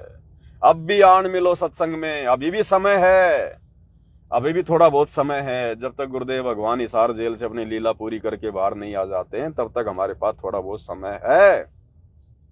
एक बार गुरुदेव हिसार जेल से बाहर आए नहीं, परीक्षा का समय समाप्त हुआ नहीं, फिर तो भैया रिजल्ट आना बाकी है। तो मालिक कहते हैं अब भी आण मिलो सत्संग में करो गुरु ज्ञान पर गोरा रे, मानत ना मन मोरा साधु मानत ना मन मोरा रे, बार बार सतगुरु समझावे जग में जीवन थोड़ा रे। कि नालायकों थोड़ा सा जीवन है, थोड़ा सा जीवन, तुम्हारी लाखों साल की उम्र नहीं है जो सतयुग में त्रेता में हुआ करती थी। तुम कलयुग में हो, कलयुग में, और तुम्हारी ये 60-70 साल की उम्र है, आधी से ज्यादा तो तुमने बर्बाद कर दी बकवादों में। अब तुम्हें सतगुरु मिल गया, अब भी तुम्हारे से बकवाद नहीं छूट रही, अब भी ये दुर्मति तुम्हारे सिर पर बैठी हुई है। तो परमात्मा कहते हैं ये 15-20 साल का जीवन है, भक्ति में लगा दे, इसको समर्पित कर दे अपने गुरु के चरणों में, अगर सफल करना चाहता है तो। आगे लास्ट में गुरुदेव भगवान ने हमें कितनी प्यारी व्याख्या करके बताया है। भाई शरण पड़े को गुरु संभाले, जाने बालक भोला रे, शरण पड़े को गुरु संभाले, जानिक बालक भोला रे, कह कबीर चरण चित राखो, जो सुई में डोरा रे, कह कबीर चरण चित राखो, जो सुई में डोरा रे। मानत ना मन मोरा साधु मानत ना मन मोरा रे, मानत ना मन मोरा साधु मानत ना मन मोरा रे, बार बार सतगुरु समझावे जग में जीवन थोड़ा रे, बार बार सतगुरु समझावे जग में जीवन थोड़ा रे। क्या कह रहे हैं गुरुदेव भगवान सतगुरु रामपाल जी परमात्मा, आत्मा के असली साथी। शरण पड़े को गुरु संभाले, जान के बालक भोला रे। यदि हम सतगुरु रामपाल जी भगवान की शरण में आ गए हैं, और जब तक हमें सच्चाई का पता नहीं चलता है, जब तक हमें शुभ अशुभ कर्मों का पता नहीं चलता है, जब तक हम उनके सत्संग सुनकर आत्मिक रूप से परिपक्व नहीं हो जाते हैं, तब तक गुरुदेव भगवान भगत की रक्षा करता है, भगत को माफ करता है, भगत को बचाता है, उसको चेताता है किसी न किसी माध्यम से। शरण पड़े को गुरु संभाले, जान के बालक भोला रे। लेकिन जब हम परमात्मा के विधान से परिचित हो जाते हैं, जब हमें सतनाम मिल जाता है, देखो प्रथम नाम तक तो आत्मा थोड़ी सी जो है कच्ची पक्की रहती है, क्योंकि 2-4-5 महीने में भाई और बहनों इस ज्ञान को इतना नहीं समझा जा सकता। तो गुरुदेव भगवान कहते हैं कि 1-2 साल तो हम भी नहीं मानते कि भाई ये भगत बन गया, या परमात्मा ने इसका हाथ पकड़ लिया होगा। यानी 1-2 साल तो उसको समय लगेगा, झटके लगेंगे भगत को। लेकिन जिस भगत को नाम लिए हुए 3 साल से ऊपर हो गए हैं, उसके बाद फिर परमात्मा उस भगत को फ्री छोड़ना शुरू कर देता है। परमात्मा उस भगत को फ्री छोड़ना शुरू कर देता है फिर। यानी जो घेरा परमात्मा ने बना रखा होता है भगत के चारों तरफ शुरुआत में, ताकि कोई काल का दूत इसको भ्रमित ना कर दे, कोई मर्यादा ना तोड़वा दे, वो घेरा परमात्मा धीरे धीरे भगत का ढीला करने लग जाते हैं कि अब ये बच्चा अपने पैरों पर चले। क्योंकि भाई और बहनों, जैसे छोटा बच्चा होता है साल भर का, और जब माता पिता जब उसको पैरों पर चलना सिखाते हैं तो शुरू में तो उसकी उंगली पकड़ेंगे, उसके दोनों हाथ पकड़ेंगे शुरू में। जब बच्चा धीरे धीरे चलने लग जाएगा फिर परमात्मा उसका एक हाथ छोड़ देंगे, फिर माता पिता उसकी उंगली पकड़ेंगे, यानी उसको हल्का सा उसको सहारा देंगे कि अब ये चलना सीख गया है, ज्यादा सहारे की जरूरत नहीं है। फिर माता पिता उसकी उंगली पकड़ेंगे, फिर जब वो ठीक ठाक चलने लग जाएगा फिर उंगली भी छोड़ देंगे। फिर क्या करेंगे, फिर माता पिता उसके चारों तरफ अपने हाथ यूं कर लेंगे कि मेरा बच्चा कहीं नीचे ना गिर जाए। फिर वो हाथ नहीं लगाते माता पिता, उसके चारों तरफ हाथ कर लेंगे, जैसे ही गिरने वाला होगा उस समय फिर उसको तुरंत पकड़ लेंगे, उसको चोट नहीं लगने देंगे। तो इसी प्रकार जब हम शुरुआत में भक्ति मार्ग पर नाम दीक्षा लेते हैं तो हम बालक होते हैं साल 6 महीने के, तो गुरु दोनों हाथों से पकड़कर हमें भक्ति मार्ग पर चलाता है। हम भोले होते हैं उस समय, गुरु हमें संभाल के रखता है, हमारी नादानियों को माफ करता है। छोटी मोटी मर्यादा भी टूट जाती है तो गुरु नाराज नहीं होता, गुरु को पता है कि अभी ये नादान है, अबोल है। फिर जब हम सतनाम ले लेते हैं तो फिर गुरु हमारी उंगली पकड़ेगा, फिर दोनों हाथों से नहीं पकड़ेगा, फिर गुरु केवल हमारी उंगली पकड़ेगा कि अब ये थोड़ा थोड़ा अपने पैरों पर चले, थोड़ा जोर दे। और सतनाम लेने के बाद जब साल 2 साल हो जाती हैं फिर गुरु उंगली भी छोड़ देगा, लेकिन घेरा बना के रखेगा चारों तरफ अपने बच्चे के कि कोई विशेष नुकसान इसको कोई ऐरी गैरी आत्मा ना पहुंचा दे।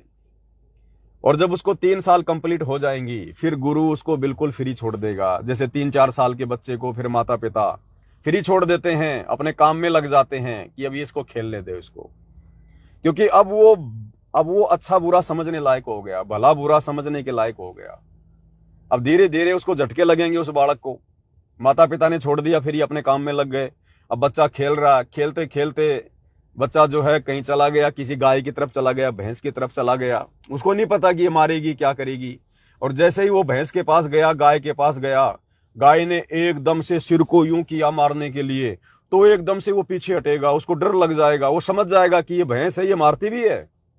तो इस प्रकार से फिर परमात्मा चाहते हैं कि मैं अपने बच्चे को फ्री छोड़ दूं, अब ये धीरे धीरे धीरे धीरे हल्की हल्की ठोकरें खाके ये खुद भक्ति मार्ग पर दृढ़ हो, थोड़ा बहुत संघर्ष करे, लोगों को जानना पहचानना शुरू करे कि तेरी भक्ति में कौन सहयोगी हैं, कौन तेरे भक्ति मार्ग में तेरे विरोधी हैं, कौन तुझे नुकसान पहुंचाएगा। तो 3 या 4 साल के बाद में सतगुरु अपने भगत को फिर फ्री छोड़ देता है। अब सतगुरु ने फ्री छोड़ दिया तो फिर हमारे साथ में क्या है, सतगुरु का ज्ञान, मर्यादा में रहेंगे तो सतगुरु का आशीर्वाद ये हमारे साथ रहेगा। फिर सतगुरु हमें उस कुंज पक्षी की तरह जो हजारों किलोमीटर दूर अंडे देकर अपनी कुरल कुरल की आवाज करके अपने अंडों को पोसती है, बच्चों को परिपक्व करती है, फिर उस आधार से सतगुरु अपने बच्चों की रक्षा करते हैं। फिर तो आज वर्तमान में इसी प्रकार गुरुदेव भगवान हमें अपनी शरण में लेकर ज्ञान आधार से मजबूत बनाकर, वो चाहे हिसार जेल में बैठे हों चाहे सतलोक में बैठे हों, अनंत रूप हैं गुरुदेव भगवान के, कोई जेल में थोड़ी बैठे हैं परमात्मा। जेल में तो उनका एक रूप बैठा है, परमानेंट तो परमात्मा अनामी लोक में बैठा रहता है, अनामी लोक में, अकय लोक में परमात्मा सिंहासन पर। फिर उनके 4 रूप चारों लोकों में बैठे हुए हैं, अगम लोक में अगम पुरुष के रूप में, अलख लोक में अलख पुरुष के रूप में, सतलोक में सत्य पुरुष के रूप में। और यहां भी परमात्मा आए हुए हैं सतगुरु रामपाल जी का रूप बनाकर, और ना जाने कितने ब्रह्मांडों में परमात्मा इस समय लाखों करोड़ों रूप बनाकर अपनी लीलाएं कर रहे हैं। भाई और बहनों, ये जो काल का 21 ब्रह्मांड है ना जो हम देख रहे हैं, ये खाली अकेला एक काल का 21 ब्रह्मांड नहीं है, ऐसे ऐसे 21 ब्रह्मांड गिनती नहीं है, परमात्मा ने इतने बना रखे हैं। और इस मालिक को आनंद आता है इस परमेश्वर को उन लोगों में जा जाके लीला कर करके अपने बच्चों को समझा समझा के, ये परमात्मा अनंत करोड़ रूप बना के एक ही समय में पता नहीं कितनी हिसार जेल होंगी इन ब्रह्मांडों में जहां परमात्मा बैठा हुआ ये लीला कर रहा है, और हमें दिखाई दे रहे हैं कि बस हिसार जेल में बैठे हैं गुरु जी। हम सत्सेवक अपने गुरुदेव भगवान को भोग लगा रहे हैं, हर एक सत्सेवक के घर में गुरुदेव भगवान आ रहे हैं भोग लेने के लिए। क्योंकि जब तक गुरुदेव भोग को ग्रहण नहीं करेंगे सूक्ष्म रूप में अपनी रचना से, वो पवित्र कैसे बनेगा, प्रसाद कैसे बनेगा वो? तो परमेश्वर के अनंत रूप हैं, अनंत करोड़ रूप हैं उस परमेश्वर के। साहिब तेरी साहिबी श्याम कहूं के श्वेत। ये ना देखो कि गुरु जी खाली सार जेल में बैठे हुए हैं, फिर ये दुनिया कौन चला रहा है मेरे भाई? ये तो परमेश्वर का एक रूप है यहाँ पर। न जाने कितने रूप हैं उस मालिक के, कितने उसके लीलाएं कर रहा है परमात्मा एक ही समय में। तो परमेश्वर कह रहे हैं कि भाई शरण पड़े को गुरु संभाले, जान के बालक भोला रे, और कह कबीर तुम चरण चित राखो, ज्यों सोई में डोरा रे। तो परमेश्वर ने हमें अपने चरणों में लगाया हुआ है, अपने बच्चों को, और अपने ज्ञान रूपी धागे से, अपने ज्ञान रूपी धागे से, जिस प्रकार से धागे में अनेकों मणियां डाल दिए जाते हैं, उसकी एक माला बन जाती है, फिर वो माला गले में डाली जाती है, सुशोभित होती है। तो इसी प्रकार गुरुदेव भगवान हमें अपने तत्व ज्ञान रूपी इस धागे से, हम सभी सत्सेवक भाई बहनों को, जो उनकी आत्माएं हैं, जो मणिये हैं, उनको परमात्मा ने बांध रखा है आपस में, जोड़ रखा है आपस में एक दूसरे के साथ में। और हमें अपनी शरण में लेकर गुरुदेव भगवान ने आप और हमारे ऊपर बहुत बड़ा एहसान किया हुआ है। इनसे बढ़कर एहसान दुनिया में कोई कर नहीं सकता, इनसे बढ़कर परमार्थ दुनिया में कोई कर नहीं सकता। तो ये गुरुदेव भगवान की बहुत बड़ी रजा, बहुत बड़ी मेहर। परमेश्वर ने हमें युवा बना दिया, ज्ञान से समझदार बना दिया, हमारी दुविधा दुर्मति चतुराई को हमसे कोसों दूर कर दिया। आज हम निरअभिमानी होकर और अपने आप को तुच्छ जीव समझकर, दो कोटि का प्राणी समझकर आज हम गुरुदेव भगवान की भक्ति में लीन हैं। हमने संसार की ओर देखना छोड़ दिया है, केवल अपने गुरुदेव की ओर देखते हैं कि किन बातों से मेरा गुरु प्रसन्न होगा, किन कुकर्मों से दुखी होगा। वो कुकर्म करने से हम बचते हैं, सदकर्म करने में आगे बढ़ते हैं। और अपनी आत्मा के कल्याण के लिए हमारा जो परम हित है, हमारा जो सबसे बड़ा स्वार्थ है, वो है मोक्ष, आत्म कल्याण करवाना। आज हमें उसकी चषक लग गई है।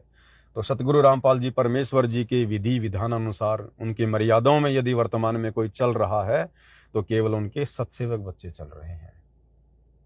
तो बहुत बड़ी मेहर भाई और बहनों, बहुत बड़ी दया गुरुदेव की। इस परमात्मा के जितने गुण गाए जाएं, जितनी महिमा की जाए, उतनी थोड़ी है। और यही चीजें हैं जो हमारी आत्मा को दृढ़ करती हैं, हमारी आत्मा को रिचार्ज करती हैं, हमें भक्ति मार्ग में आगे बढ़ाती हैं। बाकी दुनिया भर के आडंबर पाखंड हमारे किसी काम के नहीं। ये तो फालतू के लोगों के लिए हैं, जो काल के जाल में हैं, जिनका समय सतलोक जाने का नहीं आया। वो करेंगे ये बकवाद फालतू की। हम तो निर्विकारी हंस हो गए परमात्मा के, उन्हीं के आशीर्वाद से। आप और हमारी औकात नहीं, आप और हमारी तो हम सौपन में भी नहीं सोच सकते कि परमेश्वर हमें निर्विकार बना देंगे। हमें परमात्मा ऐसे ऐसे विकारों से हटा देंगे जिन विकारों से ब्रह्मा विष्णु महेश नहीं हट पा रहे। और बड़े बड़े साधु संत महात्मा ऋषि मुनि जिनके आज देश दुनिया में नाम है, वो नहीं हट पाए उन विकारों से। आज हमें गुरुदेव भगवान ने उन विकारों से हटा दिया। देखो भाई और बहनों, ज्ञान आधार से अगर हम थोड़ा सा भी विचार करें ना, तो हमें परमात्मा की महिमा समझ में आएगी। गुरु की महिमा, ये ज्ञान, इसी तो कहते हैं तत्व भेद। तत्व भेद इसी को कहते हैं, तत्व भेद। तत्व भेद एक न्यारा रे साधु भाई, तत्व भेद एक न्यारा। और समझेगा कोई गुरुमुख प्यारा, तत्व भेद एक न्यारा। जो गुरुमुख प्यारा होगा, अब गुरुमुख प्यारा कौन होगा? जो गुरु को प्यारा होगा। गुरु को प्यारा कौन होगा? जो गुरु की मर्यादा में रह के भक्ति करेगा, गुरु के वचन में चलेगा, वही तो गुरु को प्यारा होगा। अरे एक पिता की 4 संतान है, 2 बच्चे उसकी आज्ञा में चलते हैं, 2 बच्चे आज्ञा से बाहर काम करते हैं। तो पिता किसको ज्यादा लाड प्यार करेगा, किसकी आवश्यकताओं का ज्यादा ध्यान रखेगा? जो उसकी आज्ञा में चलते हैं। तो हम सत्सेवक भाई बहन गुरु प्यारे हैं, गुरुमुखी हैं, हम अपने गुरु की आज्ञा में चलते हैं। हम इन रैलियों में धक्के नहीं खाते, परशुराम की जयंती मनाने नहीं जाते। हमने अपने बाप दादाओं की जयंतियां मनाना छोड़ दिया। परशुराम का हमारा कोई दादा लगता है क्या? बताओ। मुर्दों की पूजा हम क्यों करेंगे? वो तो मुर्दों में है, जिसका नामो निशान धरती पर नहीं है, वो मुर्दा है। अभी तो मुर्दों को पूजने गए थे वहां पर रोहतक में, पैरावर में। तो इनकी तो बुद्धि भ्रष्ट है, इनकी मति भ्रष्ट है भाई और बहनों। गुरुदेव कहते हैं ना, साधो समझो की मति और, यानी जो समझ चुके हैं इस ज्ञान को, उनकी बुद्धि का लेवल तो कुछ और ही होता है। संतों समझो की मति और, जो समझ गए इस ज्ञान को, इस गुरु भगवान को, उनकी मति, उनकी बुद्धि का लेवल कुछ और ही होता है। तो ये निष्कर्ष जो है ना गुरुदेव के सत्संगों का, इसको कहते हैं तत्व भेद। और गुरु हर चीज को खोल के नहीं बताएगा, गुरु सांकेतिक बात करेगा, और गुरु के संकेतों को हम समझें। इसीलिए तो गुरु ने तत्व ज्ञान दिया है, दुनिया से निराला ज्ञान दिया है। अब देखो, मार्कंडे ऋषि की कथा सुनाई हमें गुरुदेव भगवान ने। मार्कंडे की क्या कर रहा था? मार्कंडे ऋषि बंगाल की खाड़ी में तपस्या कर रहा था। टारगेट क्या था उसका? ब्रह्मलोक। ब्रह्मलोक में क्या? सुंदर सुंदर औरतें। तो गुरुदेव ने उसकी कथा सुनाई, और कथा सुनाकर गुरुदेव ने कहा कि हम इनको बहुत बड़ा भगत समझा करते थे, हम इनको भगत माना करते थे, और इनका टारगेट क्या था? वो सुंदर सुंदर औरतें प्राप्त करना। अब ये बात क्यों कही गुरुदेव भगवान ने? औरत का जिक्र क्यों किया भाई? क्या वहां केवल एक औरत ही है क्या सबसे बड़ी चीज? क्या और वैभव नहीं है, और सुख नहीं है जिनको प्राप्त करने के लिए लोग तपस्या करते हैं? अरे वो तो महास्वर्ग है, बहुत बड़ा होटल है, वहां तो सारे वैभव हैं हर प्रकार के। लेकिन गुरुदेव ने औरत का जिक्र क्यों किया? आज हम भगत हैं, आज हमको परमात्मा ने स्त्री भोग से दूर कर दिया अपना आशीर्वाद देकर। तो क्या हमारे जीवन में कोई आनंद नहीं है क्या? कोई जो है वो खुशी नहीं है क्या? सबसे बड़ी खुशी है मोक्ष प्राप्त करेंगे, सतलोक में चले जाएंगे, परमानेंट सुख प्राप्त करेंगे। इससे बढ़कर सुखी, इससे बढ़कर कोई है? कोई चीज नहीं है ना। तो ब्रह्मलोक में आनंद तो बहुत है, दुनिया भर के आनंद है वहां पर। वहां जब आप भक्ति करके जाओगे तो लोग आपकी वाहवाही करेंगे। जैसे सुखदेव ऋषि उड़कर चला गया स्वर्ग में, सारे देवता उसके इर्द गिर्द हो गए, उसके प्रवचन सुनने लगे, वाह ऋषि जी, वाह ऋषि जी, कमाल कर दिया तुम। तो ऐसे ही फिर इनकी वाहवाही होती है वहां पर, इनको एक प्रकार से देवता बना के बैठा दिया जाता है, लोग इनकी प्रशंसा करते हैं, वो भी तो एक सुख है।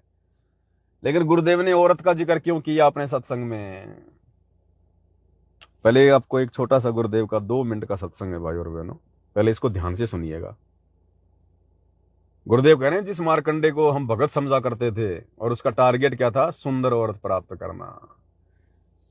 यानी ये जो विकार है, भोग क्रिया, स्त्री मिलन, ये भक्ति मार्ग में सबसे ज्यादा बाधक है। बनेगी नहीं भक्ति हमारी, कितना प्रयास कर लो, करते रहो तुम 3 समय की आरती, उतारते रहो भगवान की आरती, तुम करते रहो मंत्र जाप तुम, ये तो वही स्थिति होगी, सुबह खाया शाम को लैट्रिन में निकाल दिया, वो स्थिति हो जाएगी। ये एक तरफ भक्ति कर रहे हैं और दूसरी तरफ हम सारे विकार कर रहे हैं। इन्हीं विकारों के कारण तो काल ने हमारे को फंसा रखा है। एक तरफ तो हम ब्रह्मा जी का जाप करते हैं प्रथम मंत्र में, हैं, ओम ओम ओम ओम करते रहते हैं जैसा भी है, और रात्रि समय आया तो स्त्री से मिलन कर लिया, ब्रह्मा जी का कर्जा फिर से चढ़ा लिया, दिन में थोड़ा बहुत उतारा और फिर रात्रि में ब्रह्मा जी का कर्जा फिर से चढ़ा लिया। तो कैसे मुक्त होंगे भाई हम? मुक्त वो होगा जो खर्चा करे कम या बिल्कुल बंद कर दे, और ज्यादा मेहनत करे और लोगों का उधार चुकाए। तो क्या करें गुरुदेव भगवान? ध्यान देना परमात्मा के शब्दों पर। तो मार्कंड ऋषि तप कर रहा था, तो ये ब्रह्मलोक में इसकी समाधि चली। अब देखो, आप कहीं बैठे हो, कहीं पर भी बैठे हो, 10-20 मिनट में मन ऐसी प्रेरणा करेगा, चलो वहां चलते हैं, वहां बैठते हैं। बैठने की चेष्टा करोगे तो भी ना बैठने दे, और आप चले जाते हो, सिनेमा देखने जाते थे पहले, अब तो नहीं जाएंगे हम। तो 3 घंटे का न्यों नहीं पता लग गया कितनी देर में गई। क्या कह रहे हैं गुरुदेव कि पहले हम सिनेमा देखने चले जाते थे, 3 घंटे का पता ही नहीं चलता था, लेकिन अब नहीं देखेंगे हम। क्या नहीं देखेंगे? सिनेमा। अब भी देख रहे हैं भाई बहन, लाखों की संख्या में लोग सिनेमा देख रहे हैं, लाखों की संख्या में, हजारों की संख्या में लोग सिनेमा देख रहे हैं। कौन? जो सतलोक आश्रमों से जुड़े हुए हैं। अरे सिनेमा हॉल में सिनेमा देखने हम क्या जाते हैं? फिल्म देखने जाते हैं। फिल्म में क्या होता है? फिल्म में सारी बातें होती हैं, फिल्म में राजनीति भी होती है। एक नेता आएगा, भाषण देगा, सामने लोगों की भीड़ खड़ी है, नेता का लोग भाषण सुन रहे हैं, आती है ना फिल्मों में। तो वही तो देखने जाते हैं लोग सिनेमा में, और क्या देखने जाते हैं? अब ये सतलोक आश्रम से जुड़े हुए भाई बहन जो हरियाणा रोडवेज बसों में बैठकर मुख्यमंत्री की रोहतक की पैरावर रैली में परशुराम जयंती में गए थे, ये सिनेमाएं तो देखने गए थे। इनको मन ही तो लेके गया था वहां पर, क्योंकि मन को तो बकवाद में आनंद आता है ना भाई। जो सच्चे भगत थे परमात्मा के, जो ज्ञान आधारी हैं, वो तो गए नहीं वहां पर धक्के खाने के लिए। तो मन किसको लेके गया? जो मन की खुराक है। अब क्या मिला उस रैली में राजनेताओं की बात सुन के? हरियाणा की मुख्यमंत्री ने कोई सृष्टि रचना सुनाई थी क्या है भाई? वहां क्या मिला तुम्हारे को जाके? बकवाद मिली ना। उसने उसकी झूठी निंदा कर दी। राजनेता क्या करेंगे? मंच पर चढ़कर जनता को खुश करेंगे, लंबे चौड़े झूठे भाषण फेंकेंगे, थोती थोती उनको योजनाएं देंगे, तुम्हारे लिए ये कर देंगे, वो कर देंगे, उस सरकार ने ये किया वो किया, एक दूसरे की निंदा चुगली। बताओ क्या मिला तुम्हें वहां पर? भक्ति भाव से संबंधित कोई चीज मिली? तो वहां क्या गए थे ये आश्रम वाले भाई बहन? सिनेमा देखने के लिए। अरे लोग एक हॉल के अंदर 3 घंटे बैठ के सिनेमा देख लेते हैं, तुम लोगों ने तो 3 घंटे से ज्यादा का समय बर्बाद कर दिया वहां पर। कम से कम 2-3 घंटे तो आने जाने में लग गए होंगे तुम्हारे उन बसों में। धनाना से रोहतक जाने में, पैरावर जाने में 2-3 घंटे तो तुम्हारे उस बस में हो गए तुम्हारे जो है वो बर्बाद। और वहां जाकर 3-4 घंटे तुम बैठे और मंत्री जी के भाषण सुनने तुम लोगों ने। तो सिनेमा ही तो देखा तुमने, और किया क्या वहां पर? सिनेमा यानी बकवाद।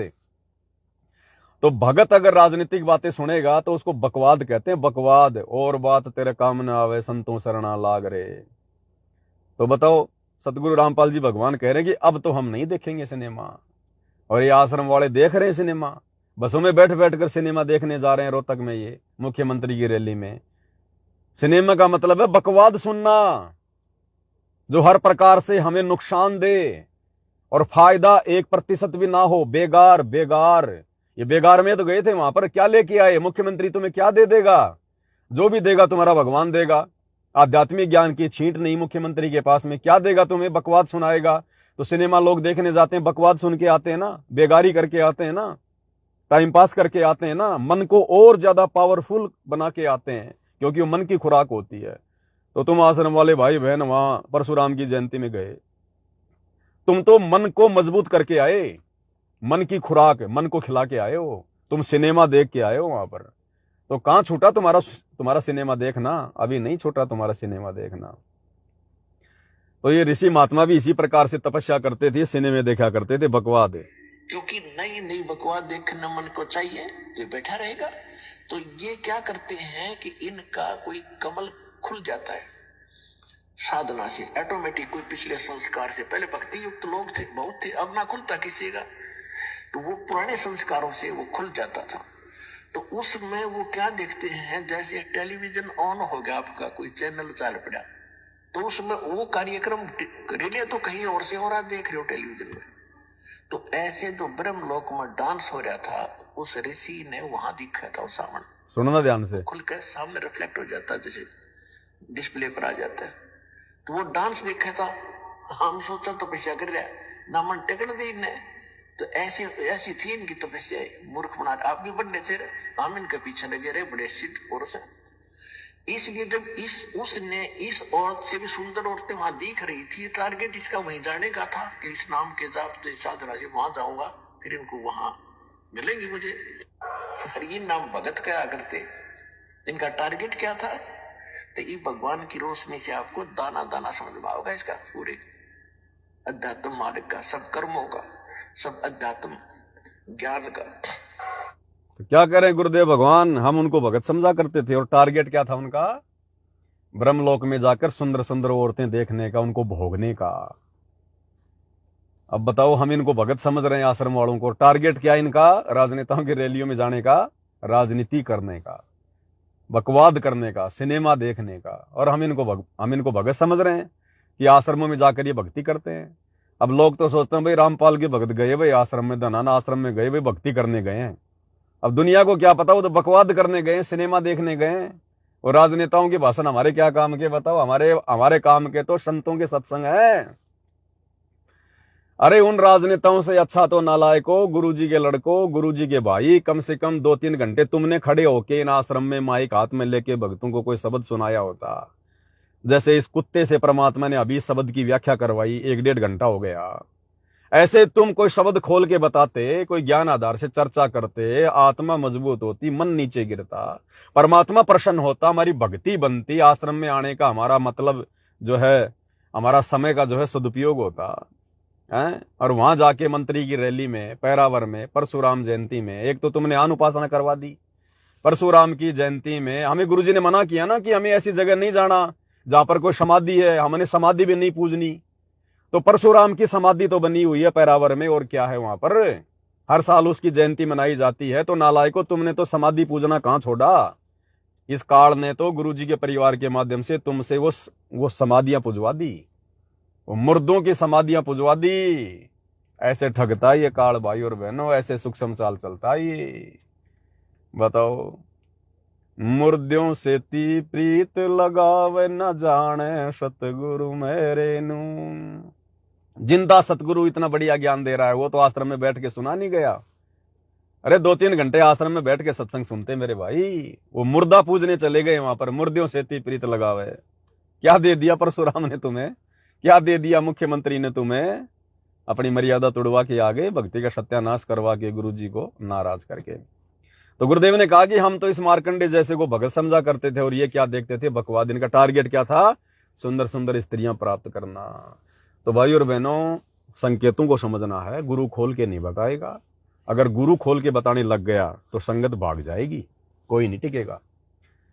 अब इन आश्रमों में नाम दीक्षा ले लेते हैं, अब ज्ञान को तो आधार बनाते नहीं, अपना टारगेट मोक्ष को बनाते नहीं, और एक ही लगन लग जाती है कि रमेणी करवाऊं बस। जब तक वो रमेणी नहीं हो जाती है ना, शादी नहीं हो जाती, तब तक लड़कियों पे नजर रहती है, रमेणी करवाऊं, रमेणी करवाऊं। भक्ति कर रहे हैं मोक्ष के लिए, और टारगेट क्या है, शादी करवाऊं, रमेणी करवाऊं। रमेणी करके क्या करेगा, मार्कंडे की तरह, विश्वामित्र की तरह स्त्री भोग भोगेगा, और क्या करेगा। वो क्या है, भक्ति मार्ग में बाधक है। देखो, स्त्री बाधक नहीं है भक्ति में, स्त्री तो बहुत सहयोगी है। पुरुष के लिए स्त्री, स्त्री के लिए पुरुष भक्ति मार्ग में बहुत सहयोगी है।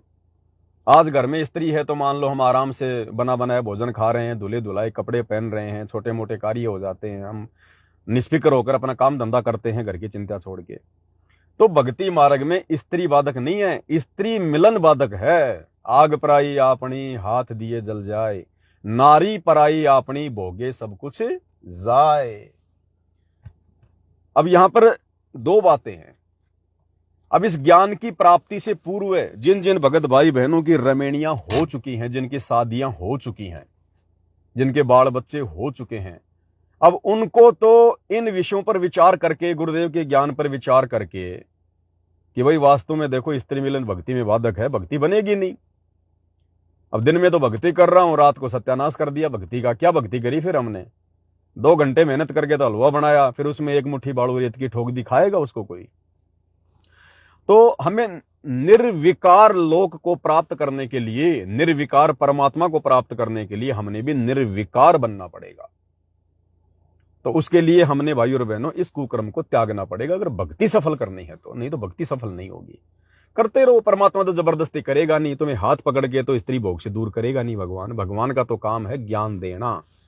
काल ने कहा था भगवान जबरदस्ती ना करना, केवल अपना ज्ञान समझाना। जो आपके ज्ञान को समझ के भगत बने, आप उसी को लेकर जाना। तो गुरु तो अपने एग्रीमेंट का पक्का भाई, गुरु ने ज्ञान दे दिया, हर प्रकार से हमारी आंखें खोल दी, समझा दिया, संकेत भी कर दिए, चेतावनी भी दे दी। तो जिन भगत भाई बहनों की सतगुरु की शरण में आने से पहले रमेणियां हो चुकी हैं, या जिन भगत भाई बहनों की सतगुरु की शरण में आने के बाद और इस प्रकार की बातें हमारे कानों में नहीं पड़ी, गुरु का ज्ञान हमें इतना समझ में नहीं आया, और हमारी शादी विवाह हो गया, रमेणी हो गई, और आज यदि हमें ये बातें सुनने को मिल रही हैं, ये निष्कर्ष हमारे सामने निकल के आ रहा है कि स्त्री मिलन यानी संभोग क्रिया सबसे बड़ी बाधक है भक्ति मार्ग में, तो उन भगत भाई बहनों ने विचार करना पड़ेगा कि मेरा टारगेट क्या है। मार्कंडे की तरह मेरा टारगेट केवल स्त्री भोग है या फिर मोक्ष प्राप्त करना है।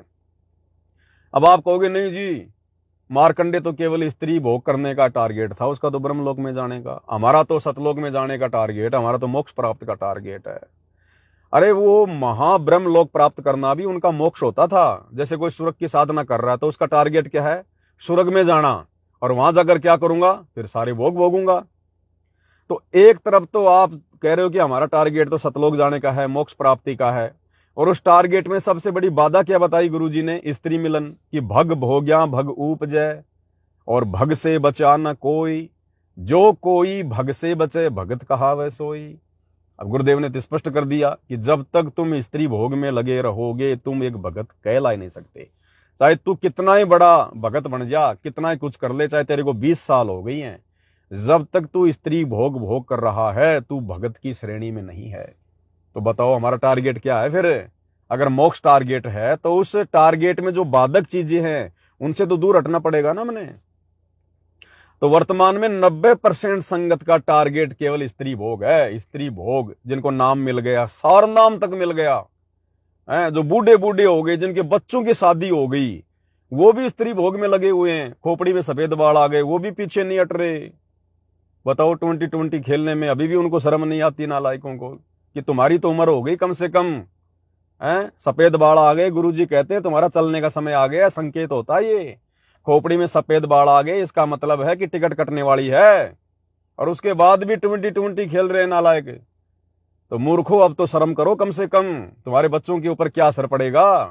वो बेटा बेटी जो देख रहे हैं, सब पता होता है उनको कि बाप अभी इस कुकर्म से दूर है कि नहीं है, चाहे तुम कितना ही अपने आप को शाना समझो। वो बेटा बेटी, वो पोता पोती सब समझते हैं भैया, ये कलयुग का पिछली पीढ़ी का चरण है। परमात्मा ने आवश्यकता से ज्यादा बुद्धि इंसान को दी है इस समय। आज 2 साल का बच्चा ढंग से कपड़े पहनना सीख जाता है, और पहले हम लोग 8-8, 9-9 साल के नंगे घूमे करता थे गांव में। तो आज परमात्मा ने सबको विशेष बुद्धि बख्शी है, सबको पता है क्या नहीं है। अंत में तुम्हारी क्या इज्जत रहेगी तुम्हारे बेटा बेटी के सामने, तुम्हारे पोता पोती के सामने? आज उनके सामने तुम छुप छुप के सारे उल्टे कुकर्म कर रहे हो अभी भी तुम, और अपने आप को शतनामी कह रहे हो, अपने आप को सारनामी कह रहे हो, संत रामपाल जी का भगत कह रहे हो, और ये कौवे वाले सारे उल्टे कर्म कर रहे हैं। तो हंस कैसे बनेंगे हम? कौवा कर्म करके आदमी हंस नहीं बन सकता, और हंस बने बिना हम सतलोक नहीं जा सकते।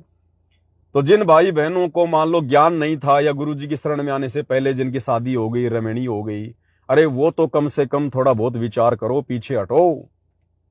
और जिन आत्माओं को ये प्रवचन सुनने को मिल रहे हैं, ये अध्यात्म के निष्कर्ष सुनने को मिल रहे हैं, और वो जानबूझकर अगर फटे में टांग अड़ाना चाहते हैं, तो ये उनकी महामूर्खता है, ये उनकी गलती है। वो फिर जानबूझ के सांची तजने वाली बात कर जाएंगे, फिर वो फिर जानबूझ के सांची तजने वाली बात कर जाएंगे फिर। क्योंकि हर चीज का पता होने के बाद ये 7 संगतियां हैं, ये गुरुदेव के सत्संगों का निष्कर्ष है, ये तत्व भेद है। और भाई और बहनों, इस तत्व भेद को प्राप्त करने के बाद कि क्या अच्छा है क्या बुरा है, कहां फंसेंगे कहां बचेंगे, उसके बाद अगर हम स्त्री मिलन के चक्कर में पड़ रहे हैं, रमणी के चक्कर में पड़ रहे हैं, शादी के चक्कर में पड़ रहे हैं, फिर हमसे बड़ा मंद बुद्धि महामूर्ख संसार में कोई नहीं है फिर। अरे उम्र क्यों देख रहे हो तुम? फिर तो वही संसार वाली बात हो गई कि भैया बुढ़ापे में करेंगे भक्ति। अब भगत भी ये सोच रहे अभी तो मैं जवान हूं, अभी तो रमणी करूंगा, अभी तो मेरी उम्र बहुत है, फिर मैं भक्ति कर लूंगा। हाँ, फिर तो तूने भक्ति कर ली, फिर तो तूने तोड़ दिया किला जब तू आज ही नहीं तोड़ पा रहा। तो कम से कम उन भगत भाई बहनों को तो विचार करना चाहिए, इस रोग को अपने से दूर रखना चाहिए। जानबूझकर अपना पैर जंजीरों में ना फंसाओ भाई। न जाने कब तुम्हारी टिकट कट जाए, कब सतगुरु यहां से चला जाए, कब क्या काल का दाव लग जाए, कोई भरोसा है क्या? अरे ये टारगेट थोड़ी हमारा मार्कंडे की तरह स्त्री भोग करना, रमणी करना, शादी करना, यही टारगेट है क्या? फिर सतगुरु के सत्संग क्या खाक सुन रहे हैं हम? फिर हमारा टारगेट क्या है? तो भाई और बहनों, जो चीज सबसे ज्यादा बाधक है उसी चीज को हम अपना मुख्य टारगेट मान रहे हैं। तो मोक्ष वाला टारगेट तो बहुत चौथे नंबर पे है, फिर चौथे नंबर पे। तो बात ऐसे बनेगी नहीं फिर हमारी। इसलिए तो परमात्मा कहते हैं, ये संसार विघन की घाटी, कोई निकलेगा बिरला सूर। होकापुर में काग मिले दिन दोई रे, अरबों में कोई हंस हमारा होई रे। ये संसार विघन की घाटी, निकलेगा बिरला सूर। दास गरीब कहे नर लोई, सतगुरु को चीने बिरला कोई। सतगुरु को प्राप्त करने के लिए, सतगुरु को प्रसन्न करने के लिए हमने सतगुरु जैसा बनना पड़ेगा। सतगुरु ने एक भूमिका निभाई। हालांकि परमात्मा तो इन विषय विकारों से दूर होते हैं, लेकिन लीला परमात्मा हमारी आंखों को धोखा देकर कुछ भी कर सकता है। तो सतगुरु ने हमें हिम्मत देते हुए कोई ये सोचे कि लो जी मैंने पूरी जिंदगी तो स्त्री भोग किया, शादी कराई, बच्चे पैदा कर लिए, अब मैं क्या भक्ति करूंगा। तो गुरु हमें शिक्षा देता है कि भाई देखो, मैंने भी भक्ति लेने से पहले शादी करवाई, मेरे बच्चे हुए, फिर मुझे गुरु मिला, सच्चा ज्ञान मिला, और जिस दिन मुझे गुरु ज्ञान मिला उसी दिन से मैंने बुराई को छोड़ दिया। तो गुरु ने भी एक आम व्यक्ति की भूमिका करके दिखाई हमें कि मन को छोटा मत करना, जब तक ज्ञान नहीं है तब तक कोई बात नहीं, परमात्मा माफ करता है, लेकिन ज्ञान होने के बाद यदि हम बुराइयों से दूर नहीं हटेंगे, बकवादों को नहीं छोड़ेंगे, फिर हमारी बात नहीं बन पाएगी। तो हमने गुरु को प्राप्त करने के लिए, सतलोक को प्राप्त करने के लिए गुरु जैसा बनना पड़ेगा। क्या हमारे गुरुदेव सतगुरु रामपाल जी भगवान ने नाम उपदेश लेने के बाद ये कुकर्म किया? पूछ लेना कभी अपनी अनारो माई से जाके, पूछ लेना, वो खुद ही कह देगी कि भाई कितने वर्षों से परमात्मा दूर हैं, उन्होंने मुझे अपनी बेटी की तरह बना लिया था। हालांकि वो सतगुरु रामपाल जी को अपना बाप नहीं बना पाई, नहीं समझ पाई, लेकिन सतगुरु रामपाल जी ने तो उसी दिन से उसको अपनी बेटी मान लिया था। उस कुकर्म से परमात्मा, हालांकि कुकर्म तो नहीं कह सकते, लेकिन एक सांसारिक दृष्टि से आप लोगों को बताया जा रहा है, परमात्मा ने एक लीला करके दिखाई, स्त्री भोग की। ठीक है, उन्होंने किया नहीं, लेकिन वो तो समर्थ है, जानी जान है, परमात्मा क्या नहीं कर सकता। बिना प्राण के परमात्मा शरीर चला दे।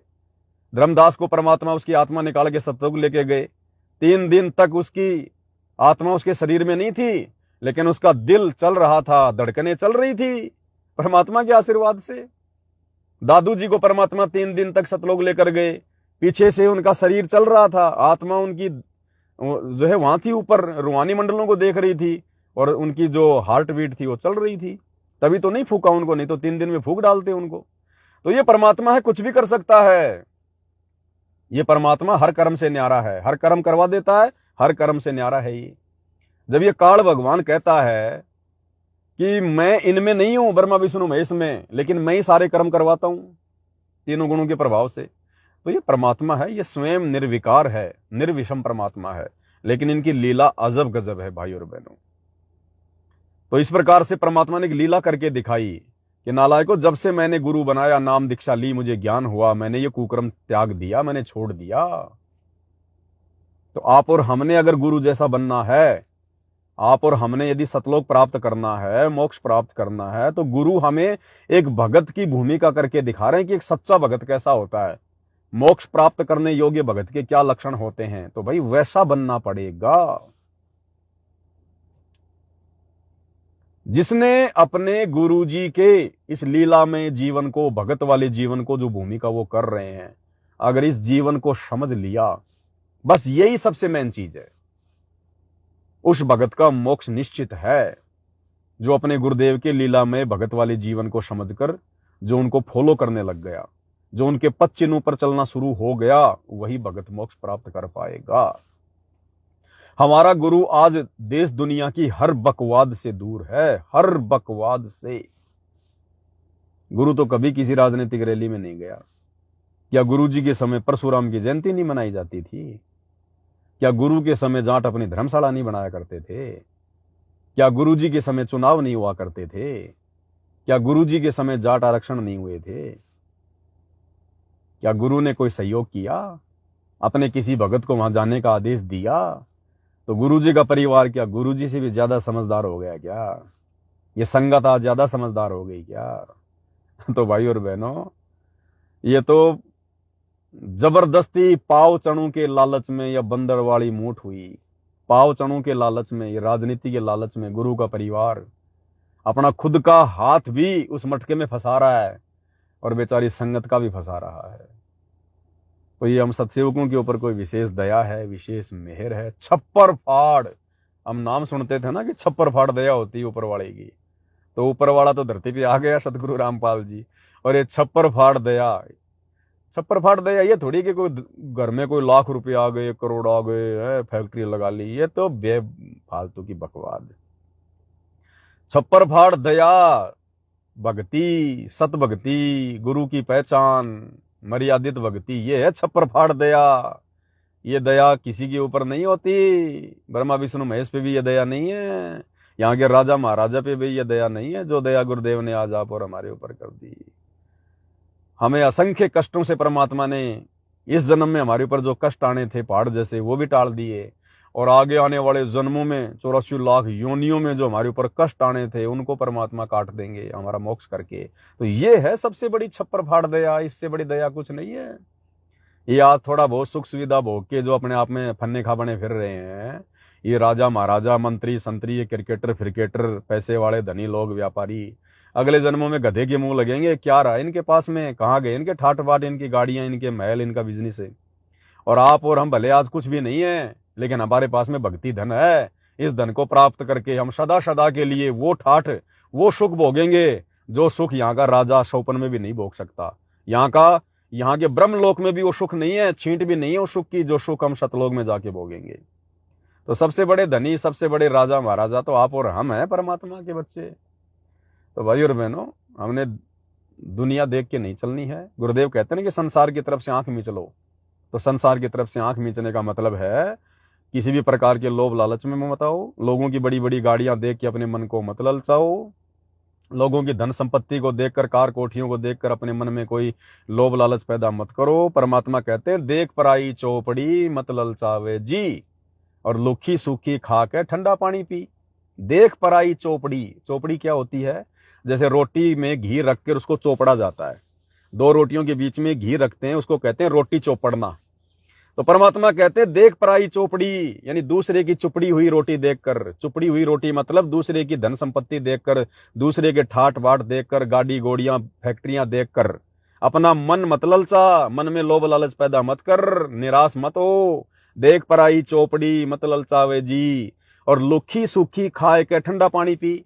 लुखी सूखी यानी जैसा तेरे को परमात्मा ने दे रखा है तेरे भाग्य के अनुसार, बाल बच्चा घर परिवार जैसा भी तेरे को दे रखा भगवान ने, कहते हैं लुखी सूखी खाए कर, जो तेरे भाग्य में है उसी में संतोष कर, और ठंडा पानी पी यानी शांति से जीवन जी, अपनी भक्ति कर।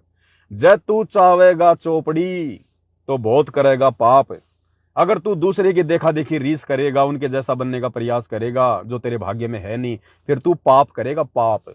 फिर क्या करेगा? पैसे कमाने के लिए 2 नंबर के काम करेगा, दुनिया भर की बकवादे सोचेगा, उसको ठगूं, उसका ले लूं, ये ले लूं, वो कर लूं। तो मालिक कहते हैं जय तू चावे चौपड़ी बहुत करेगा पाप।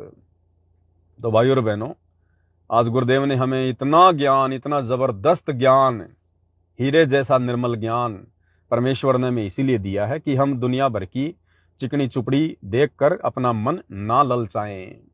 अरे सबसे बड़ा चिकना चुपड़ा हमारा गुरु है। हमारे गुरु से बढ़कर क्या चिकनी चुपड़ी है दुनिया में?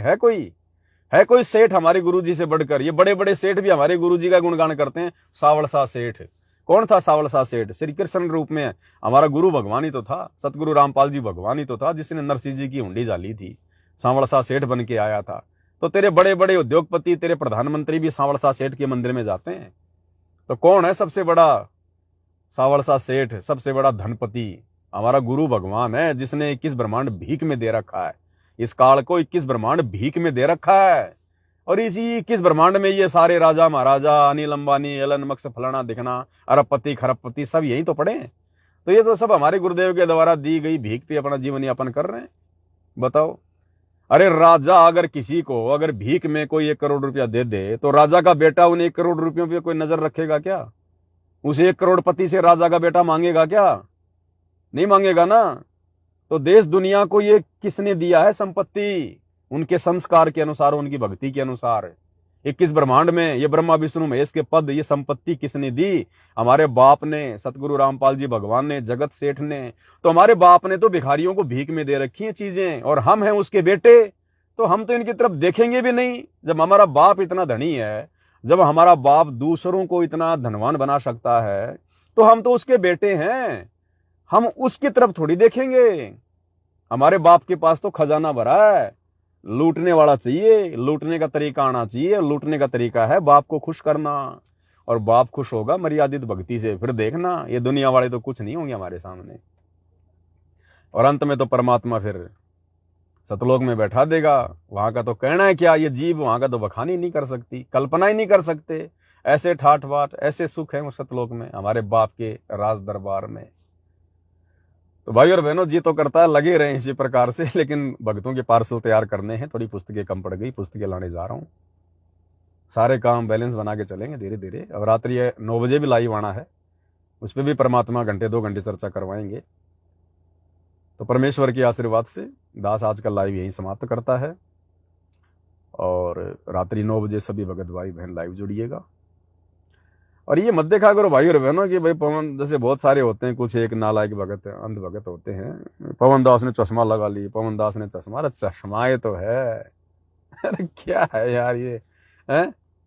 अब ये चश्मा दिखाई दे रही है पवन दास को, पवन दास इस जो है मतलब 25 लाख की गाड़ी में बैठा, ये दिखाई नहीं दे रही, इसके ऊपर कोई कुछ नहीं बोलता, बस ये चश्मा को लेकर पवन दास ने चश्मा लगा ली।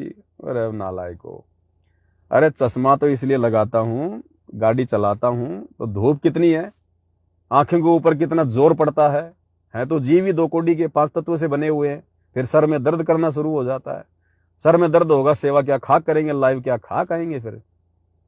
इसलिए दास थोड़ा अपना प्रोटेक्शन करता है। परमात्मा ने बचाव का साधन दिया तो लगाने में दिक्कत क्या है हमारे को। अब कोई कहे कि भगत गाड़ियों में क्यों घूमते, अरे भगवान ने दी है, हमारी सुविधा के लिए दी है ये चीजें, इसलिए हम इनका यूज कर रहे हैं, हमारे बाप की दी हुई है, ये कोई दिखावे के लिए थोड़ी है। मैं क्या दिखाऊंगा, वो तो मन को शादी करवानी है क्या, मेरी शादी को तो पता नहीं 20-22 साल हो चुकी है, अब तो परमात्मा ने उससे भी दूर कर दिया, अब क्या दिखाऊंगा मैंने, मैंने को ब्याह करवाना है, कोई शादी करवानी है, किसी को इंप्रेस करना है क्या, किसको इंप्रेस करेंगे, सब अपने भाई बहन है, हम एक बाप की संतान है, भाई अपनी बहन को कभी इंप्रेस करेगा क्या। और ये तो अपने बचाव के लिए परमात्मा लगवा रहे हैं, इसमें कोई दिखावा थोड़ी है, मान बढ़ाई थोड़ी है कोई। अगर ये चीज अगर भक्तों में मान बढ़ाई पैदा कर सकती है तो क्या भक्ति क्या खाक करेगा, मोक्ष क्या खाक होगा फिर। तो भाई और बहनों, ये छोटे और घटिया लोगों की छोटी सोच होती है, उनकी बातों में नहीं जाना हमने अपने टारगेट को ध्यान में रखना है, और जो सुविधा परमात्मा ने दी है उनका हम सदुपयोग करेंगे और भक्ति मार्ग में आगे बढ़ेंगे हम अपना। बस इतनी सी बात है। सभी भगत भाई बहन लाइव जुड़िए, काल की बातों पे ध्यान ना दीजिए, काल स्वयं नहीं आएगा, आपके आसपास आपके घर परिवार, आपके भगत भाई बहन जो अनुपदेशी हैं या जो ज्ञान से परिपूर्ण नहीं है, उन्हीं में कुप्रेरणा करके आप लोगों को डगमग करने का प्रयास करेगा। तो किसी की तरफ मत देखो, आंख बंद कर लो। भगत भाई बहन भी अपने नहीं होते, ध्यान रख लेना। भगत भाई बहन आपस में ज्ञान आधार से चल के एक दूसरे का सहयोग करके अपने कर्म बना सकते हैं। अगर जरा भी अगर दिमाग घूम गया ना, वो भगत फिर उसके लिए बाधक बन जाएगा। तो भक्तों से भी ज्यादा यारी दोस्ती रिश्तेदारी नहीं, केवल मतलब से मतलब, इससे ज्यादा नहीं कुछ भी। इस दास को तो परमात्मा ने हर चीज से परिपूर्ण कर रखा है, गाड़ी पैसे हर चीज दे रखी है, समय दे रखा भगवान ने। मैं चाहूं तो रोजाना हर भक्तों के घर पे जाऊं। कभी देखा इस पवन दास को आपने किसी भगत के घर पर जाते हुए? 2 दिन वहां गया, 3 दिन वहां गया, देखा कभी?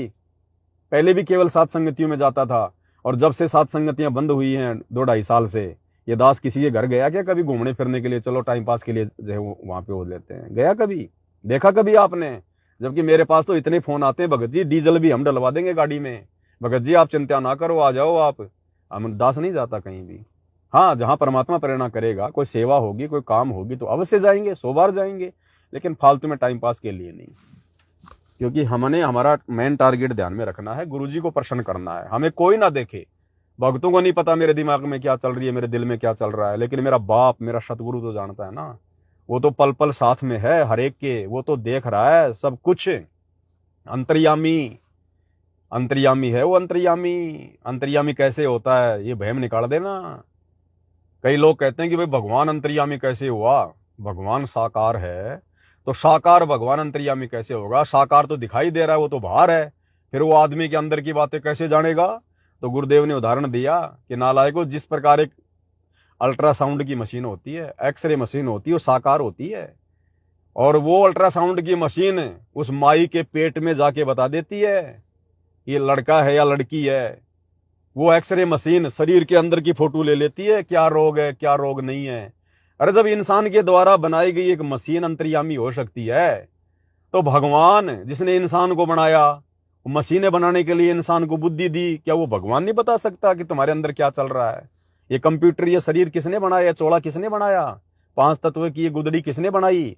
सतगुरु रामपाल जी भगवान ने, अंतर्यामी परमात्मा ने। तो क्या वो नहीं जानता हमारे अंदर क्या चल रहा है? हमारी वो तो ना बोलने वाली बातों को भी समझता है, हमारे मन में क्या चल रहा है वो भी परमात्मा जानता है। जब एक अल्ट्रासाउंड की मशीन बता देती है कि पेट में लड़का या लड़की है, वो मशीन अंतर्यामी है, तो सतगुरु रामपाल जी भगवान ये तो परमात्मा है, ये तो जानी जान है, ये क्या नहीं बता सकते? ये तो घट में बैठे हुए हैं। तो ऐसे सतगुरु अंतर्यामी होता है, उससे कुछ छुपाया नहीं जा सकता। जैसे अल्ट्रासाउंड की मशीन से कुछ छुपाया नहीं जा सकता, एक्सरे मशीन से छुपाया नहीं जा सकता। आपके शरीर को चीर के अंदर की सारी चीजें आपको वो अल्ट्रासाउंड की मशीन बता देती है। तो सतगुरु क्या नहीं बता देगा, इस घट में क्या चल रहा है, खोपड़ी में क्या चल रहा है, हमारे विचारों में क्या चल रहा है। उसने तो सब कुछ बनाया है, सारे जहां को रचा है। उससे बढ़कर तो दूसरा कोई सर्वशक्तिमान अंतर्यामी जानी जान है ही नहीं। तो भाई और बहनों, इस प्रकार से हमने दृढ़ विश्वास करके अपने गुरु जी पर कि हमारा गुरु हमारे जैसा इंसान नहीं है, हमारे जैसा व्यक्ति नहीं है, मानुष नहीं है, ये परमात्मा है, परमेश्वर है। अब हम मनुष्यों को समझाने के लिए मनुष्य तो बन के आएगा, परमात्मा तो जो है मतलब हाथी बन जाए। अब हम क्या समझेंगे हाथी की भाषा? और हाथी अगर इंसान की भाषा बोलने लग जाए तो भी हम उसको भगवान नहीं मान सकते कि ये कैसा भगवान हो गया, तो कोई चमत्कार हो सकता कोई। इसलिए भगवान ऐसी लीला करता है और अपनी लीला को समझाने के लिए अपना ज्ञान देता है, और जो ज्ञान को समझ जाएगा वही परमात्मा को प्राप्त करने योग्य होता है। तो आज के लाइव में केवल इतना ही। परमात्मा हम सबको सद्बुद्धि दें।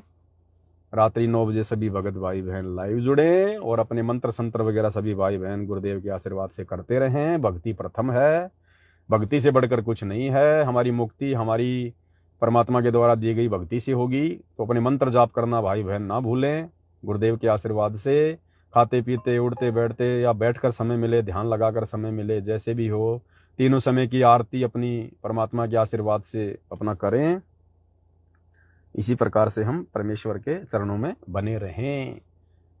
ये क्या कि लाइव आना, वीडियो बनाना, ये तो आत्मा को रिचार्ज करना है भाई और बहनों। थोड़ा हिम्मत, थोड़ी सी दृढ़ता, ताकि हम भक्ति को दृढ़ता के साथ करें, गुरु जी पर विश्वास बना रहे। इसलिए परमात्मा ये लाइव वगैरह दास को प्रेरणा कर देते हैं। तो लाइव तो केवल भक्ति में सहायक है, बाकी मेन जो हमारी खुराक है वो गुरु जी के द्वारा दी गई भक्ति है, 500 यज्ञ है, तीनों समय की आरती है और सुमरण है। तो उस चीज को हम कभी ना भूलें। जब भी दाव लग जाए बिल्कुल ठोक दें डुंडा। तो आज के वीडियो में केवल इतना ही। बंदी छोड़। सतगुरु रामपाल जी परमेश्वर जी की जय हो।